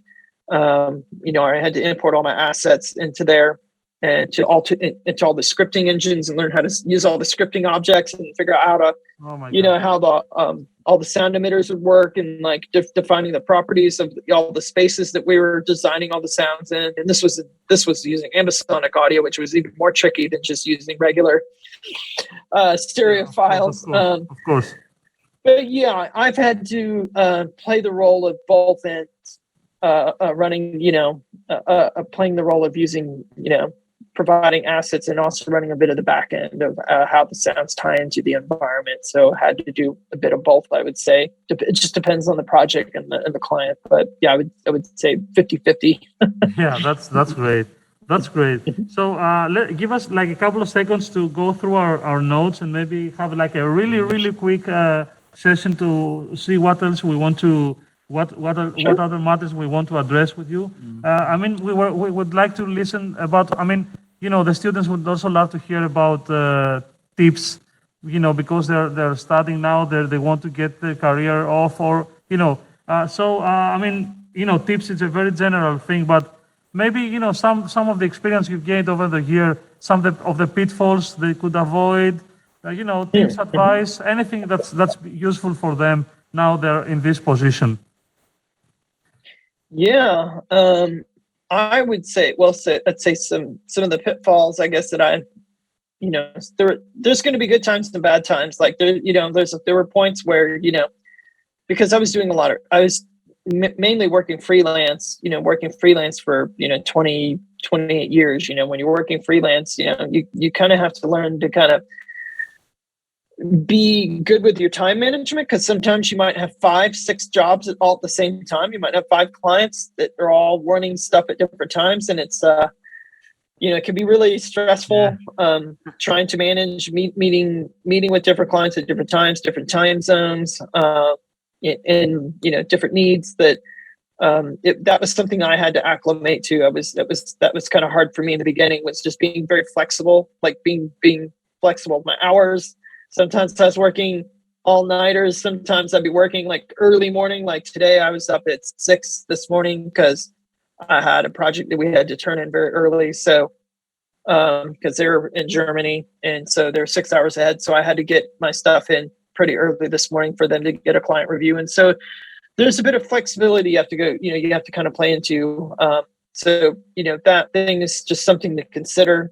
That's not something you're particularly, I know with me before I got into doing more commercial work, I was just a musician and I would stay up all night making music, and then I would sleep really late and I'd wake up late. And that was like kind of like my life for a very long time. And then as I started getting more into doing commercial sound design stuff, that schedule had to go away and be changed. Yeah.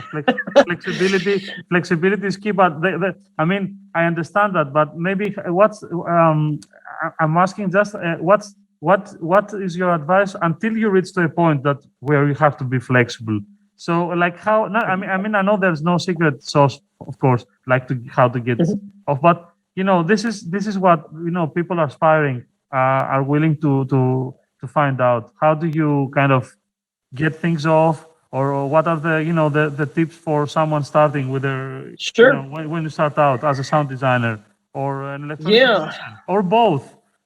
Sure, yeah. It's I think the best way to do that, I guess now it's different, because back then we used to have to send out DVDs and hard media to different agencies and stuff to showcase our work, right? So you would need a portfolio. Number one is the most important thing is to have a collection of your work somewhere, whether that's online, you have like a Vimeo account or YouTube account where you can showcase just a reel, what I call like a demo reel of some of the things that you're capable of doing, or some of the stuff that you like working on, whether that's film scores, TV spots, trailers or video games or whatever it is.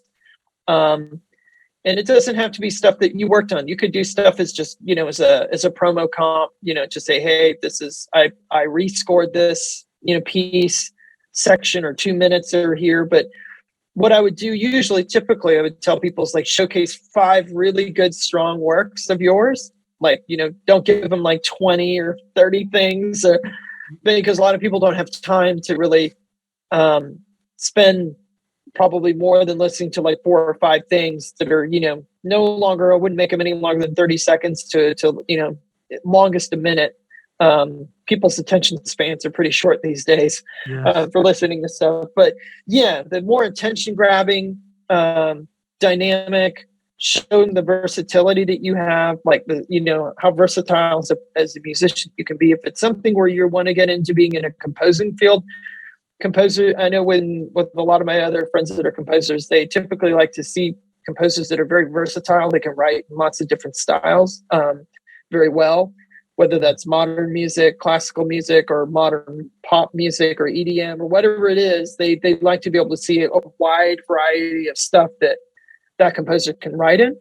If that's where you want to go, if that's if that's the line of work that you're interested in moving in. When it comes to sound design based stuff, my reels focused on like sound design based stuff also too, that showed like a wide versatility of different types of sound design stuff that I could do. I could do very heavy, aggressive sound design stuff. I could do very subtle things. So I had like 5, 6 examples of things that were, completely different things to show like how many different things that I could do, so that they're like, oh, he would be really good for this type of stuff, or he'd be really good for this. So he showed a lot of versatility and a lot of variety that he would be very useful. That you want to show these companies and these clients that you would be a very good asset for them, because you're capable of doing a wide variety of different things. If you're presented with that project. So I think that's important. Keep it short, keep it enticing, put your best work first. Always, put that as like the one that you're most proud of, that you put your most time in. You always want to impress them with a bang with your most impressive work, but also show them you can do. You have a bit of versatility. I think that's become pretty important these days. You don't want to show them that you're just a one-trick pony. I think But yeah, and also, but also kind of throw a little bit of distinctiveness in there, your own kind of flair too. Maybe that kind of sets you apart from what maybe the other composers would do, kind of have your own little style. That's kind of what I did. I definitely had my own little flair, which maybe not everyone agreed with in the beginning, but it kind of still got me somewhere because I was different. I had a niche thing that Exactly. I offered that nobody else offered. I kind of got myself in a position to where I had a sound that somehow sort of worked in multiple different applications and technologies and stuff. So I was able to kind of be that person because I had a sound. And going back to being what Alex was talking about, like defining your sound, I think that's really important. It's like to develop something that you can personally call your own type of thing. I think it's really important. Exactly. I think this is the beginning of actually creating yourself as a product to sell.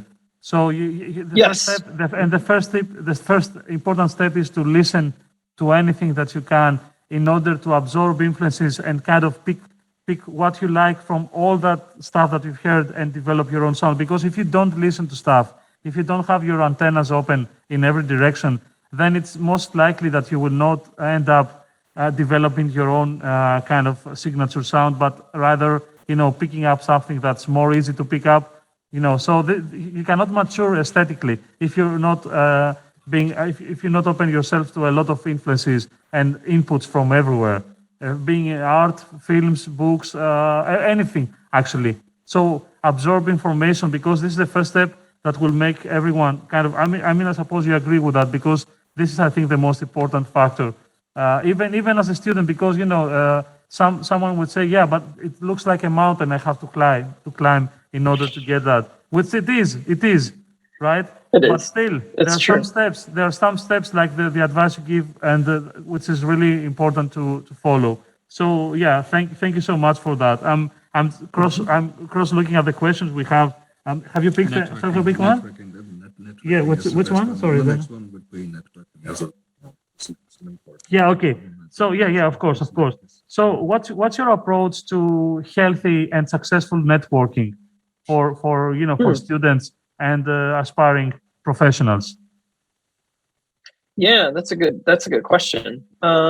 Yeah, a lot of networking I did early on was in the advertising days when I was working on, with these commercial houses. I'd meet up with the creative directors, these producers, these early filmmakers that were doing short films and stuff. And so I networked a lot for 13 years during that, which landed me with bigger positions because they would leave those companies and be working at higher up positions at other companies. And then, it's like, hey, now I'm working at Oculus. We're working on this project, Rich, or I'm now working at Microsoft, and now we're working. I remember working with you when we worked on this project. I would love to work with you again. That was really helpful, like working with commercial agencies. I don't know how it is these days, but that's how I got into it. And I went to a lot of networking events too. Like I'd go to a lot of trade shows, music trade shows. Even here in Atlanta, there's a lot of events. Like Native Instruments throws these parties every year. It's a big networking music event that they have at Patchwork Studios, where all the producers come out and kind of mingle. And it's everyone that works from like mastering to the film industry to hip hop producers to just whatever. Everyone shows up for these things, and I always try to make it out to those things. You never know who you're going to meet, who you might connect up with, or what. And if you allow me, you bring up an important factor. You have to still, so even if we live in the internet era, you still have to show your face, right? Yes. Yeah, it does. Yeah, it's always good to see people in person, I think. Yeah. As old school as that sounds, meeting people in person, and they remember you. They'll remember you more easily as opposed to just seeing a face on a screen. And you just make that personal connection. That personal connection stays with them, and it's that's something that's always stayed with me. And I've met so many great people at trade shows, AES, NAMM, all the big music trade shows, Frankfurt Messe, and festivals too. Surprisingly, playing a lot of festivals too. I've done a lot of networking with people through other artists, other people that I'm friends with. Like I have a lot of artists who are like, "Hey, I'm working on this project," and with this director that, and then you never know. They're like, I got a call like 6 months later. I can't do this project because I have to go on tour. But Rich, he's available. He'd be totally down to work on this for you guys. You would never think. Exactly, and another interesting note, because if you have colleagues that you can trust, you can also throw work at their way, or they can throw work Sure. at your way, which is Absolutely. I mean, and the university is the first place to build these bonds, of course. But Totally. working with people you can trust actually works really nice, because it's a relationship that you can build upon on years. And I think it's a really interesting and nice observation. And it's very important because it's a personal relationship that might work. So I agree with this 100%. And sorry, trying to be on time, but I go for the next one would question. be how to balance No problem. Take your time. Oh yes, of course. Nice question. Okay. Do you put Yes, in, of course. do you put in more in that? So the question is, how do you balance your artistic work with your professional? Oh, yeah. Yeah. Well, I generally work on my sound design stuff during the daytime, like during the daytime hours, just like normal business hours. And then at night for about 3 hours, I'll work on my own personal music. That's kind of like the way I've been doing it for years. I had to change my whole schedule when I had kids. Kids really changed everything. Yeah, when you have kids, basically your schedule is going to have to change whether you like it or not, because they're going to rewrite everything. So yeah, I'm up pretty early these days, and I work pretty much like regular hours. And then right before I get them into bed and get dinner going and stuff, I'll have about 2 to 3 hours where I work on my own personal music stuff, and that's usually at the end of the day. So like when I wrap up stuff, like in the early afternoon, I'll start working on my own music for a few hours, and then get stuff wrapped up for home family life after that. But it's impressive. It's impressive that you still find, and maybe you have a tip for us. How do you find inspiration after working office hours for demanding projects and still have? I mean, is it an autistic thing? Is it? Do you draw? Which is great if it's an autistic thing. But I'm just saying, is it something that you have found the secret sauce for it? Because working 8 hours on a project with clients, and then having the inspiration to work, it's impressive. I personally find it very impressive. So is there something there that we don't know? No, I'm being honest, Oh no, it's I think for me, it's just a very curious person. I'm just very curious all the time.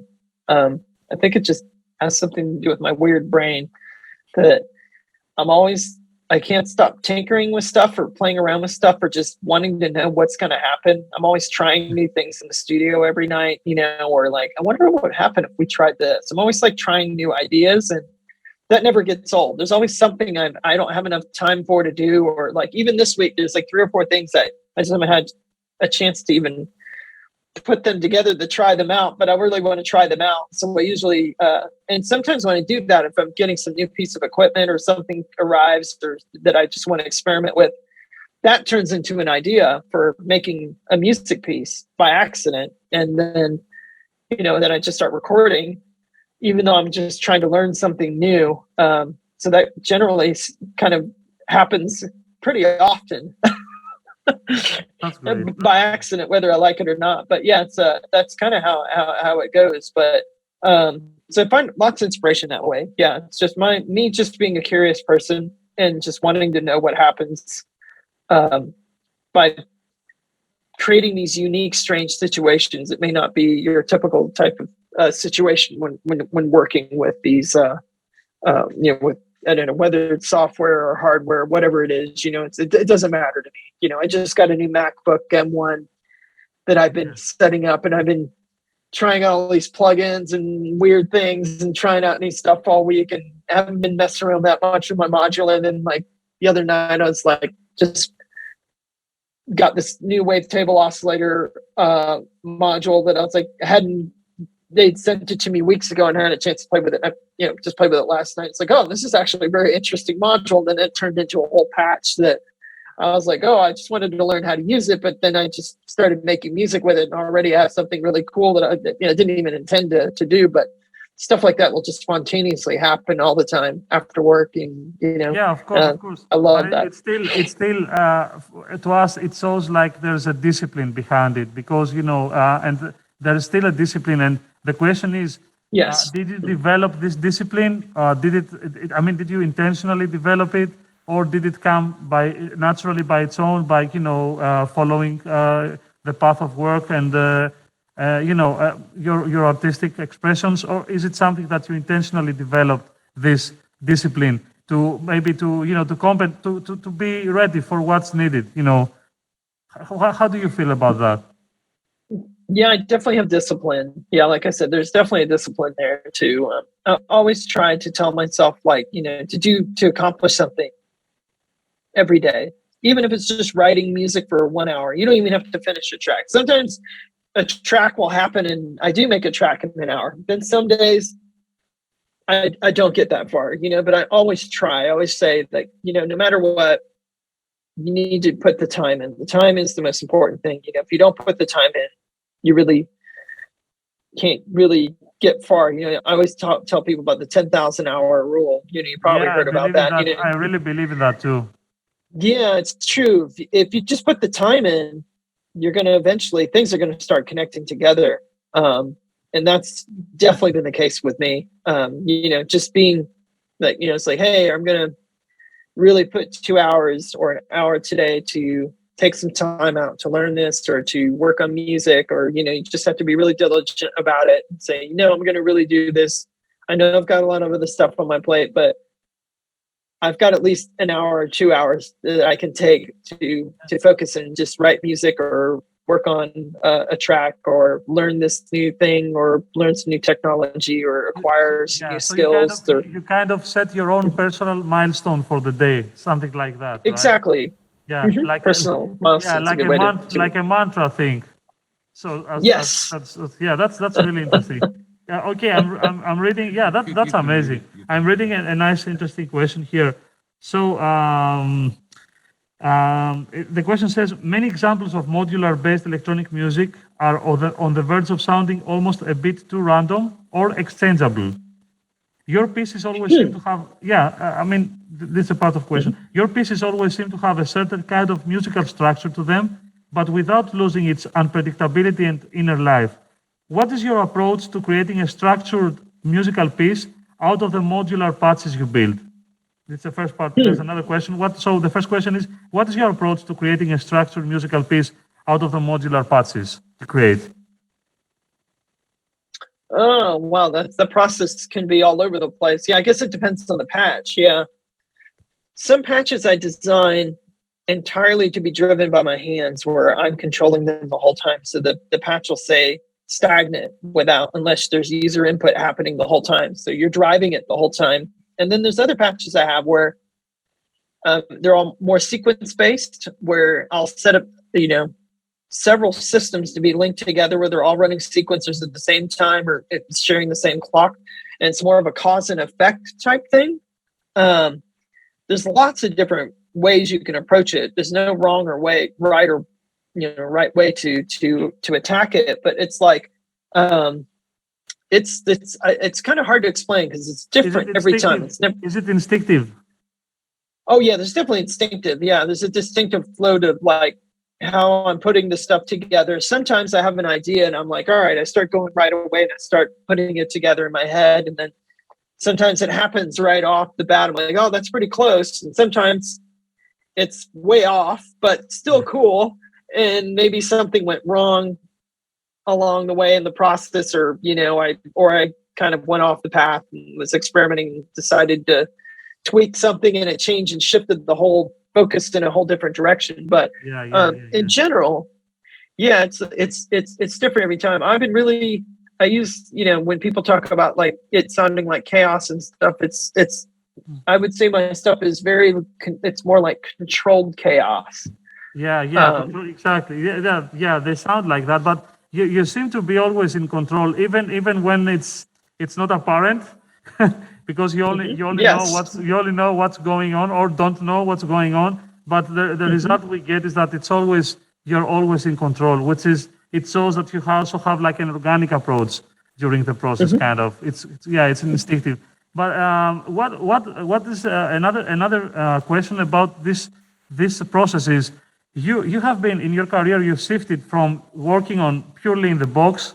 I know you get this question, you have gotten this question, but you were working in the box and then in the computer, I mean, for to clarify, you know, purely digital, you know, with laptops and effects processors via MIDI and program change, blah blah blah. And you've moved to the modular realm. Okay, so why did you do that? Actually, is it an inspiration thing? Was it a professional choice?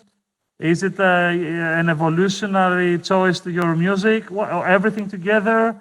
Is it because, I mean, this is, I always think that, you know, they look so cool. So is it because it's, you know, the buttons, the lights? What is it?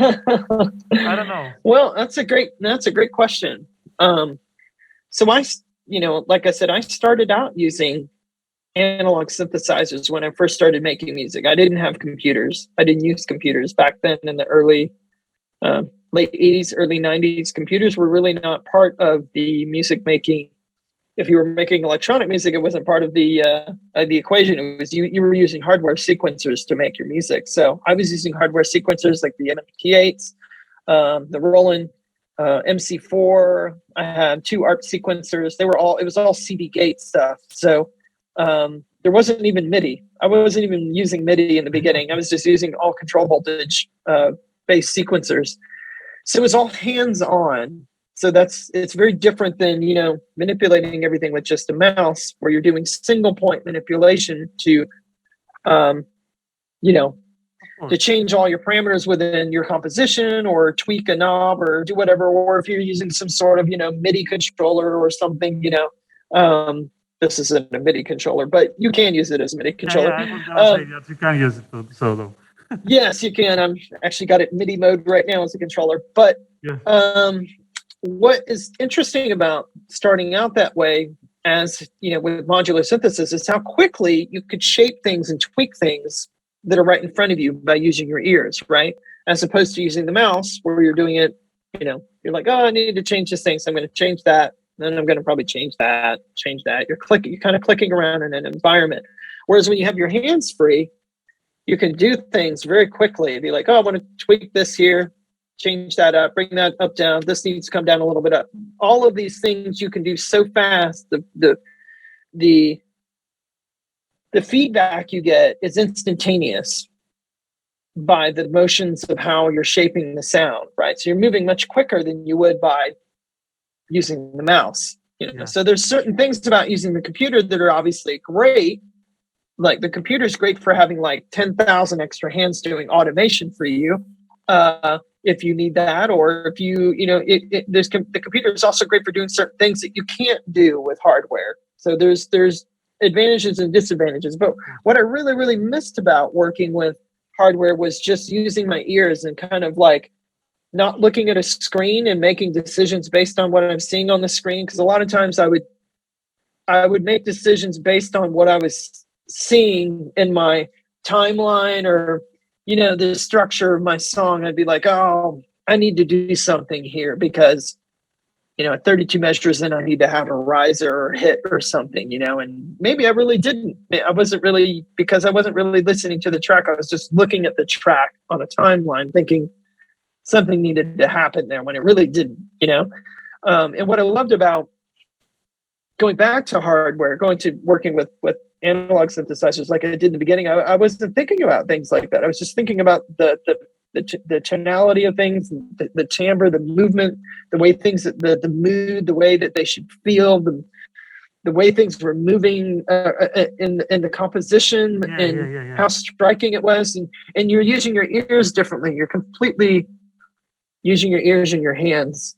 You know, you're not looking at a screen and then thinking about the screen and the structure of what's happening in the screen and the arrangement of the composition inside that environment.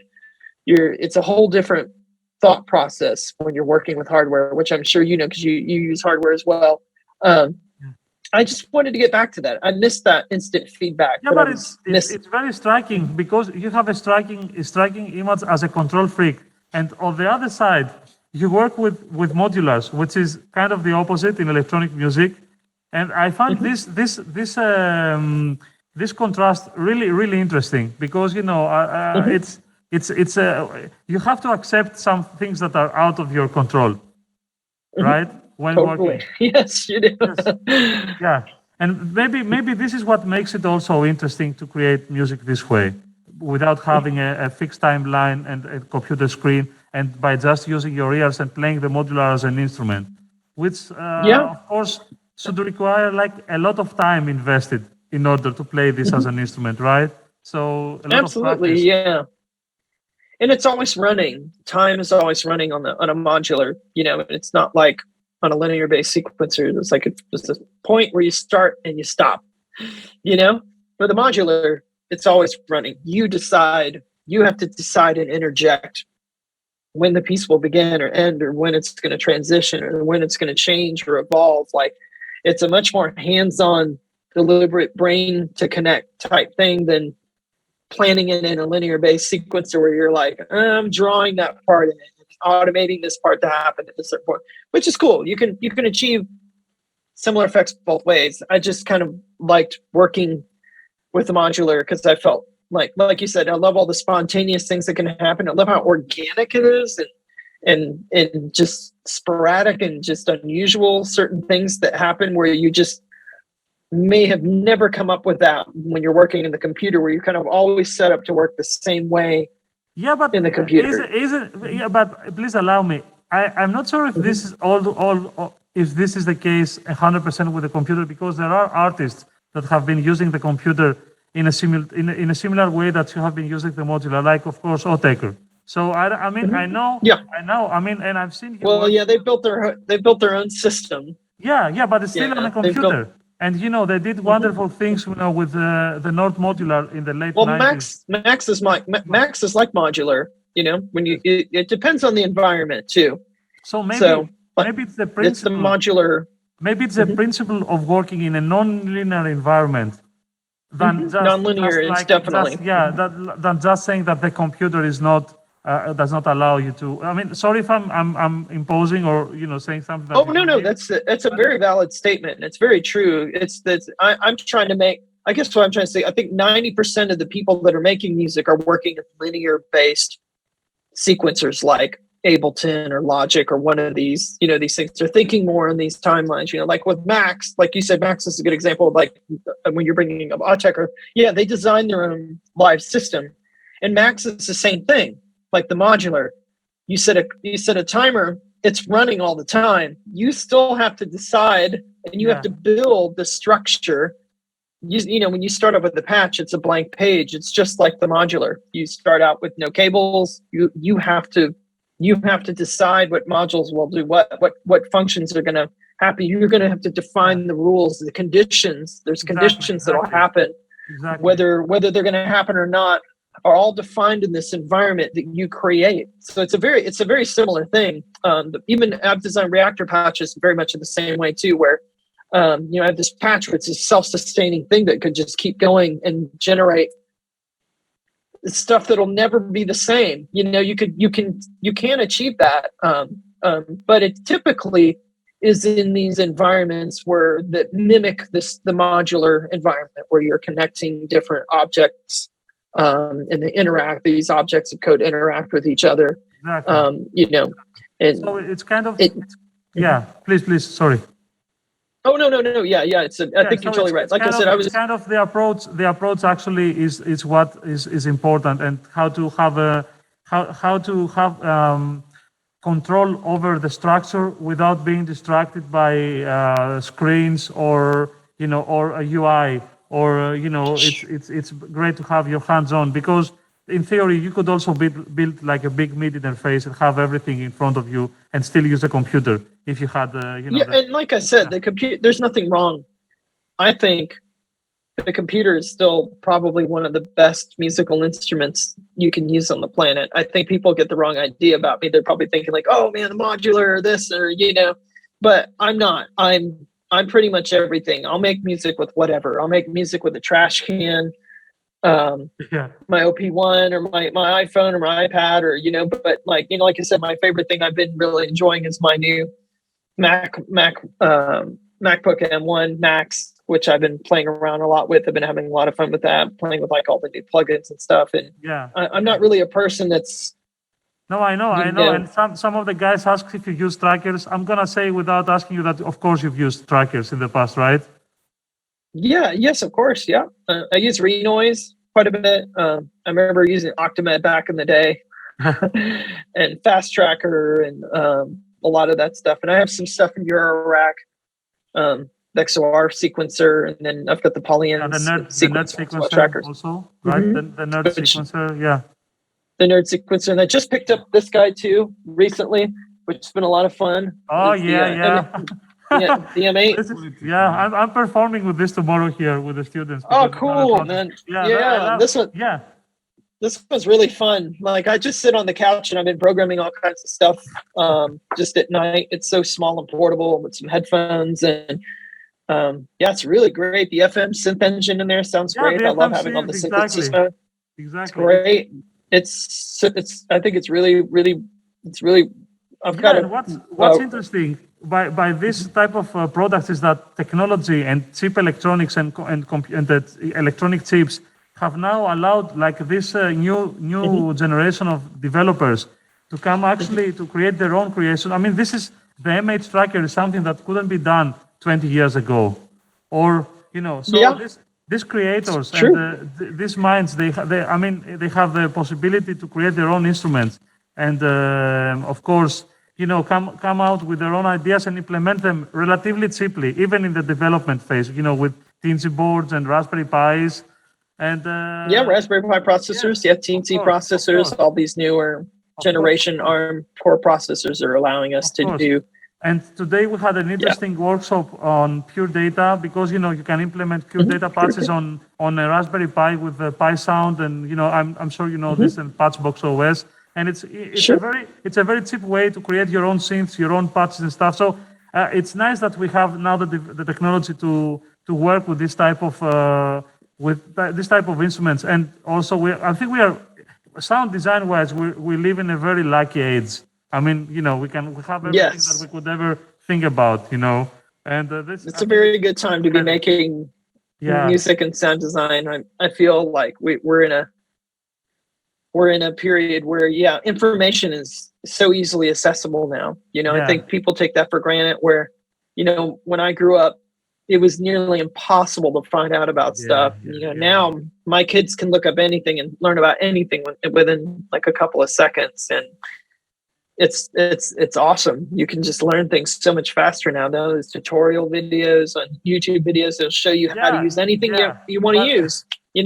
Without having to go out and buy anything. You don't have to go to a pawn shop or anything. Of you course, can just, but it's a philosophical debate because when it's like power. If you acquire knowledge without respecting the process to acquire knowledge, and I'm not saying this because I'm an old fart, but I'm just saying this that I am too.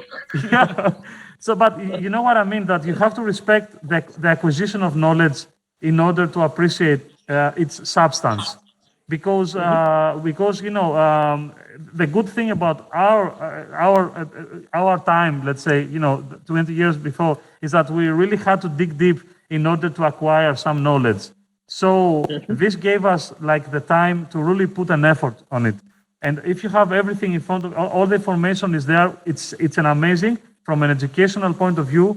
But it's important to respect this knowledge and to still give the time to absorb it properly and not just just swipe it and move on to the next thing because you can. Yeah. Because you have, and this is true. I think this is really important for everyone and for us to remember it and for the students to keep that in mind, that you have to respect information, and it's really important that it's there and to absorb it properly, not swipe it like it's another post on Instagram or whatever. So I think this is what makes a difference into studying something and become a master of this craft, whatever craft it is. This is what I think. And no, I agree with you. Yeah, I agree with you. We live in a very fast paced. I think we have like we're reaching the end. So we have a question. What do you think about visuals in electronic music in general? I mean, as an electronic music artist, what do you think I think we have like a question here, which is 13. Yeah. What are your thoughts on visuals on electronic music performances, and do you think they add substance? What's your position in this? Well, it depends. I've seen artists do really, really great things with visuals that really worked well with the music. And then I've seen things that didn't work so well. I think good examples are like Max Cooper. He does really great stuff visually that works, does stuff really beautifully, tastefully done. I love the Amon Tobin when he was doing his, when he was touring with his whole Q block stuff, which the projection mapping and stuff. My friends are working on the team on that. That was beautiful. All of that was executed beautifully. I think there's great examples of where people do stuff. Karsten Nikolai, when they were using Touch Designer, when he was doing all his pieces with all the raster and Neutone stuff, was absolute like works of art. It was like the audio and the visual were perfectly melded together. One of my favorite artists is Ryuji Kawakoa. It's a Japanese artist. Lots of reds. Yeah. Yes. He's, I love the reds. Yeah. Yeah, I played with him in 2019 in Seoul, Korea at a festival. And amazing. Got to see him play live, and just absolutely incredible. His work is just stunning. Just the accuracy and the detail of how tightly synced the visuals are with the audio, and how the audio interacts with the visual. I mean, I think that's some of the most impressive stuff I've ever seen. As far as like writing the name of the artist in the chat for the students to know. Yeah, so the students can check it out. Yeah, and as an artist, what's your position? I mean, what's your personal opinion about visuals on your work? How do you make them enter the equation? Have you done that? Is this something for performances? I was trying to at some point. I was using Touch Designer to do visuals for my shows and stuff, and this was very early on, many years ago when we were back in the schematic days, and I had many problems trying to get Touch Designer to run on a separate computer to sync with my visuals. It would crash, and it was just not working out for me. But it's something that I would love to revisit again. It's just something I just don't have enough time in the day. So whenever I've had people do videos and stuff for me on tracks, I always pick artists that I collaborate with that I really like. So I just find a visual artist that I like, and I work with them. Just because I just don't have the time to work on the visual side of things, even though I love that side. I wish I had more time. You have a degree also, and you have a degree. I mean, you studied that. I have a degree. Yeah, totally. Yeah, so I know that I know what I like. It just really just comes down to I just don't have enough time to make it all happen together and put it together myself. Or if I could, I would. I would love to do it. It just doesn't end up working out that way. I always end up like hiring other people to do video work for me or visual work for me when I've done shows here in the States. And that's usually how it goes. But if I had the time, I would do it myself. Yeah, I would love to do it. And what about specialized performance? Multi-speaker stuff. Have you worked with that in the performances? You mean just more than beyond stereo, like a stereo system? Yeah. Have you done anything like that for a performance? Yes. I've done many multi-channel audio performances.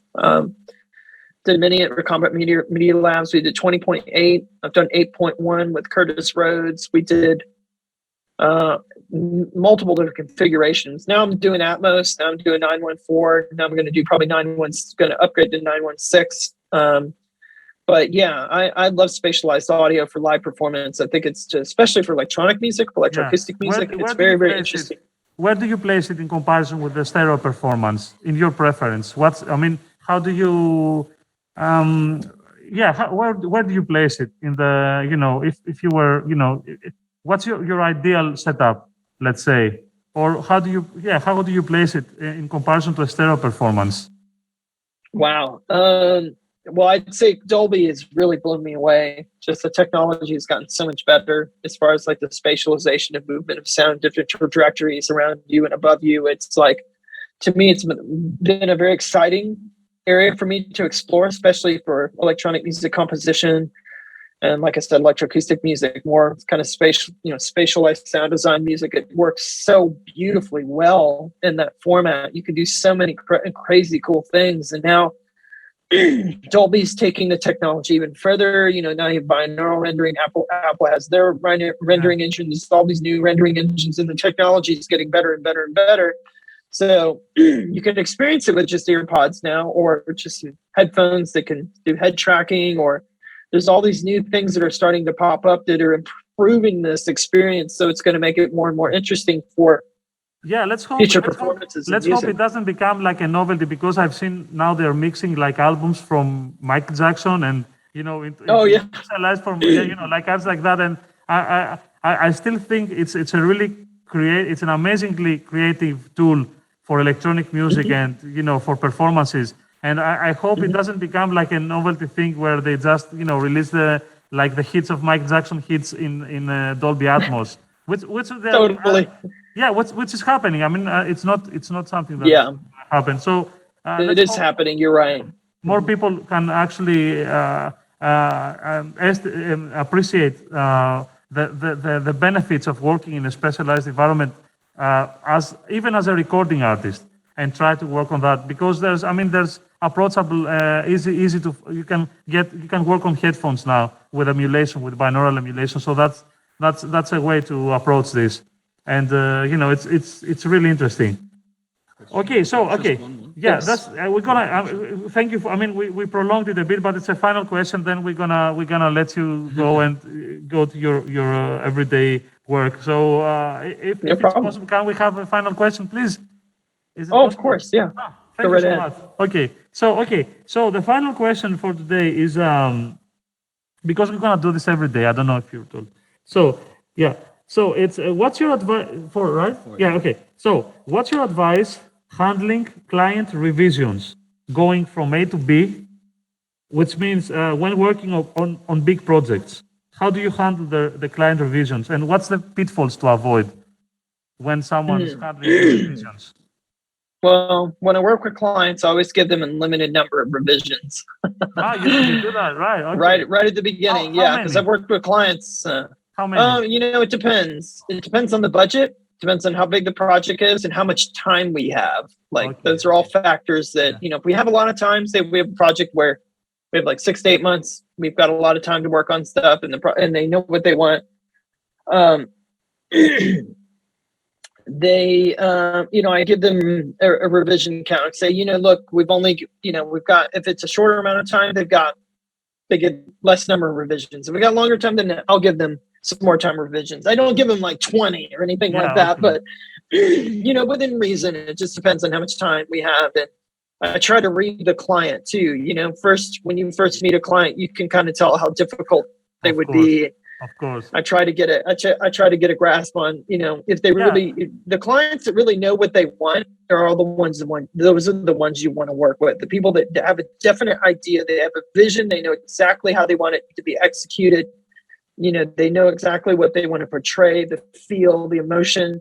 Those people are going to be the ones that are going to be easier to work with. Then the clients sorry to interrupt, but how do you sort the herd to identify the people that are going to cause trouble? What's your process there? Those people that were generally the ones you don't know. They're like, well, I'm hiring you to figure that out. They're like, well, we don't know much about sound. We're hiring you, or they hired the sound part right at the end. I work with a lot of clients where they didn't think about that. They're like, oh yeah, now we got to put sound to this. They didn't really think about it. The sound is not really important to them. They know that they have to have it, and those are usually the clients that I have the most difficulty with, because they don't have a firm understanding of the sound and how important it is. And, so I tend to try to avoid working with those people. I try to tend to work with people that have a very firm grasp on what they want. They've got a clear idea of what they want. They know exactly what the brand wants to be. They have a representation of what the brand is. They have great examples of what they like, what they want the brand to be like, and they present those to you right off the bat. So you're not just trying 1,000 different things to, you're not fishing for all these ideas and hopefully one of the ideas is going to stick. I try to stay away from those kind of people. I always try to gravitate towards people that have a very clear idea a strong idea of what the brand identity is going to be and what the feeling, the emotion that they want it to come across. So those people generally are the ones that are easier to work with, and you don't have to have a difficult as time working with them, is in my personal experience. So Yeah, but when okay, I understand this. So when you're given, you have a limited. I mean, you have a limited set of revisions that you kind of adjust according to case, like because you might figure out how many revisions you want to do for this project or for this client. So it depends. But when you're given these revisions, even if it's a project that they know what they want, how do you approach revisions? Because there's ego involved. There's if it's something that you worked for a lot of time and then they come up. Yeah. So how do you deal with that? It's different every time. Sometimes I'll do a revision and they take it right away and they're like, that's perfect. That's exactly what I wanted. And then sometimes we battle. And usually the more people that are in the decision-making process of what gets finalized complicates the matters more, because you got more opinions that are in the pot, and then everybody wants their opinion to be, so you're ending up making lots more changes and stuff that is not so fun, as you probably know. I don't know. I mean, that's usually been the case with me on clients. No, it's in every, yeah, that's always the case. I mean, for us, I know. I'm just making the discussion for the students. But where do you draw the line? That's it. That's the end of the question. Yeah, I just say that and tell them, look, you have a fixed number of revisions. This is the timeline that we have, the milestones that we have to reach. Either we get 3 to 5 revisions on this, and that's it. So you guys have to make a decision. Decisions have to be made. We can't be fumbling around for months trying to figure out what we're going to do. Ultimately, we have to get this project done, and we have to turn in something at the end of the day. And that's usually how it goes. No, that's for, a great. That's for a me. Great, yeah, I just put my foot down and say, hey, look, I've worked. This isn't my first rodeo. I've worked with many, hundreds of clients. You can waste a lot of money trying all kinds of different ideas and think that you're going to be doing stuff, but you're going to just be ending up wasting resources and time. We really need to be focusing on getting this product out and present it the best way that we can. So we need to have a clear indication of what you want to communicate and how we want to present this product, how we want to represent the product, and how want the customers to feel about the product. And if that's sonic branding, what in the sonic branding do we need? What points do we need to touch?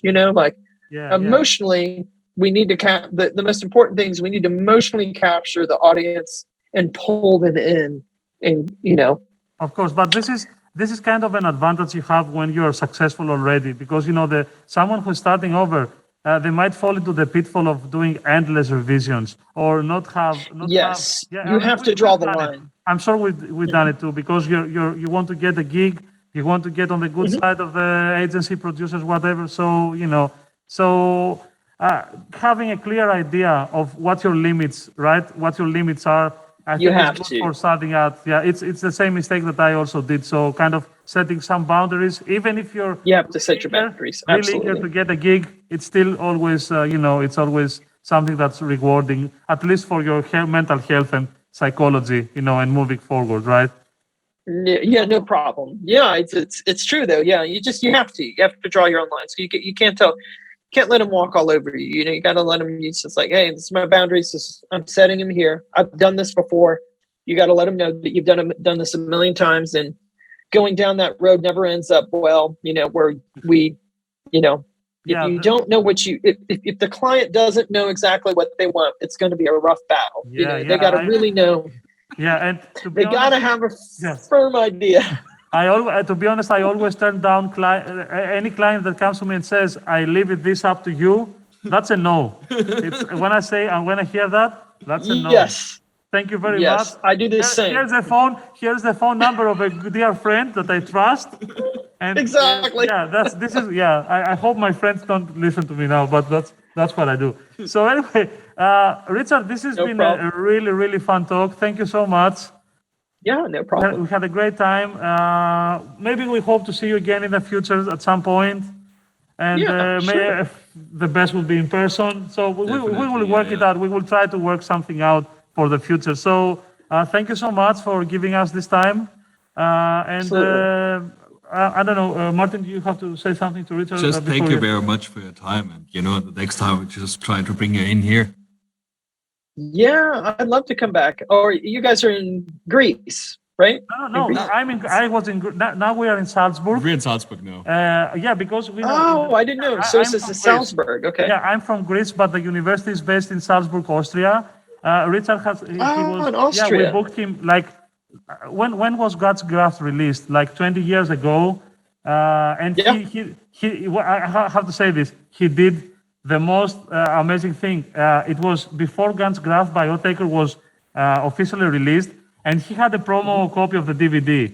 And we were waiting for him to come on the stage and perform. And he did like he talked with the guy. I don't know. He found some guy, and he said, I don't know how you did it, but he said, guys, I want you to play this before I get up, before I perform. And so we were waiting for him, and like out of nowhere, Gans Graf starts hitting in, and it was like I've never done drugs in my life, but this thing that I saw during that time, and in a really nice function 1 PA, imagine this in a huge warehouse, 5,000 people warehouse. It was a big, and it was okay. I eternally thank you for this moment personally, because it was mind blowing. I will never forget in my life. Both the impact. That's funny. I found that DVD. I have the DVD of the original Warp promo DVD of Gans Graf. That was a 2-disc set the other day when I was going through my DVDs. And when I was on the Warp tour, the Magic Bus tour, so I did a couple tours with Warp. They would play that every night. And no one wanted to play after the Gans Graf video, but I was like, you know what? I'll play after the Gans Graf video. No, of course. Yes.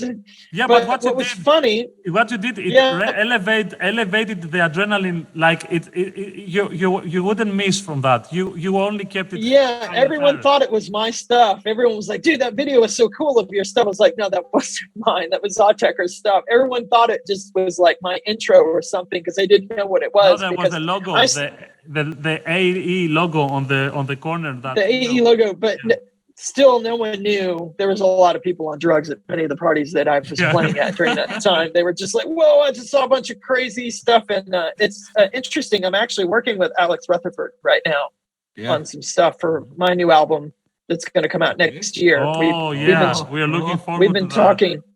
Yeah, I've got a new record that's going to come out next year, and Alex agreed to work on the opening track for the album, which is already it's pretty it's coming out really crazy. This new record is pretty out there, so he's going to do the visuals for that, and we're going to do something pretty wild together. But that's interesting you bring up his work, because I've just been recently talking with him.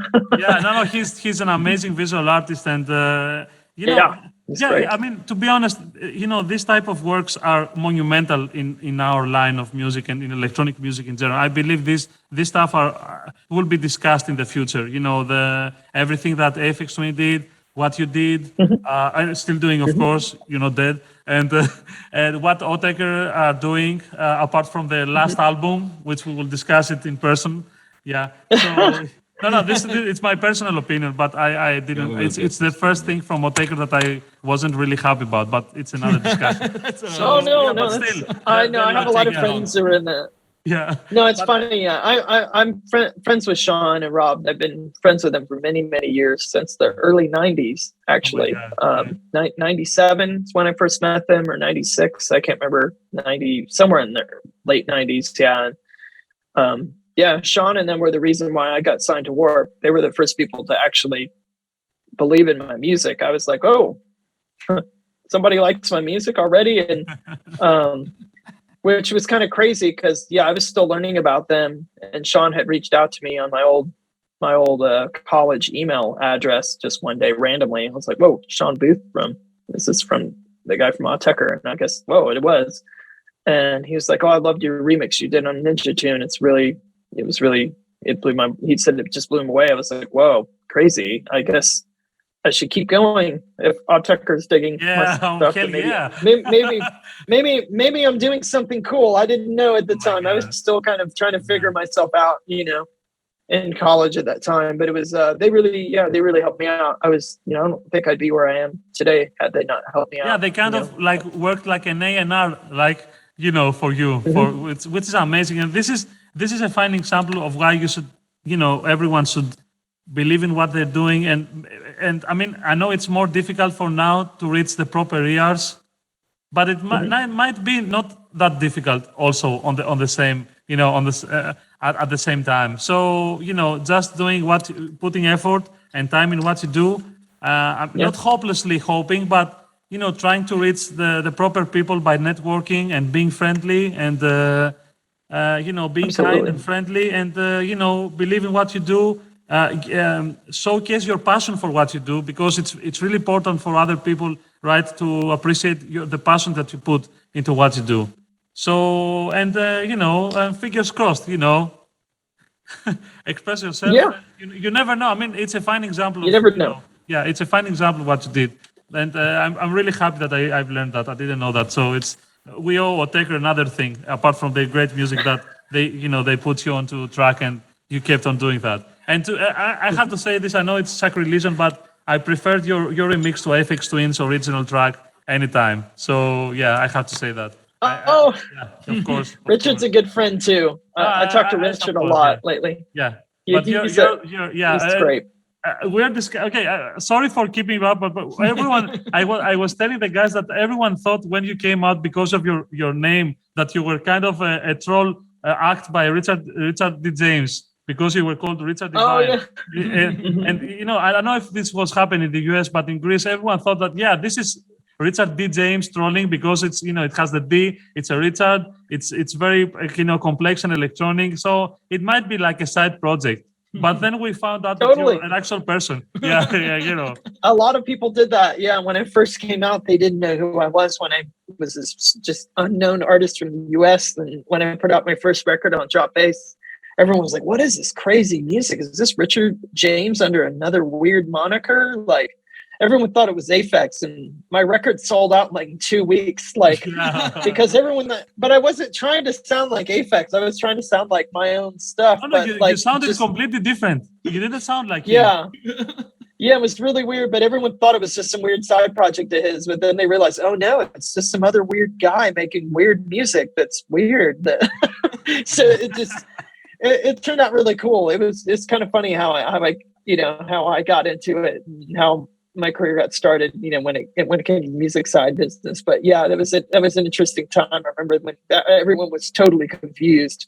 When my first record came out, then that was like 94 or 1995 when that happened, and a long time ago. Yeah. But yeah, it was definitely fun. Yeah, I would, like I said, I have to thank all those guys. I have to thank Warp Records and all them for really putting me on the map. They were the first label to put my music out officially. So I probably wouldn't have been heard. We thank them too. Yeah. Yeah.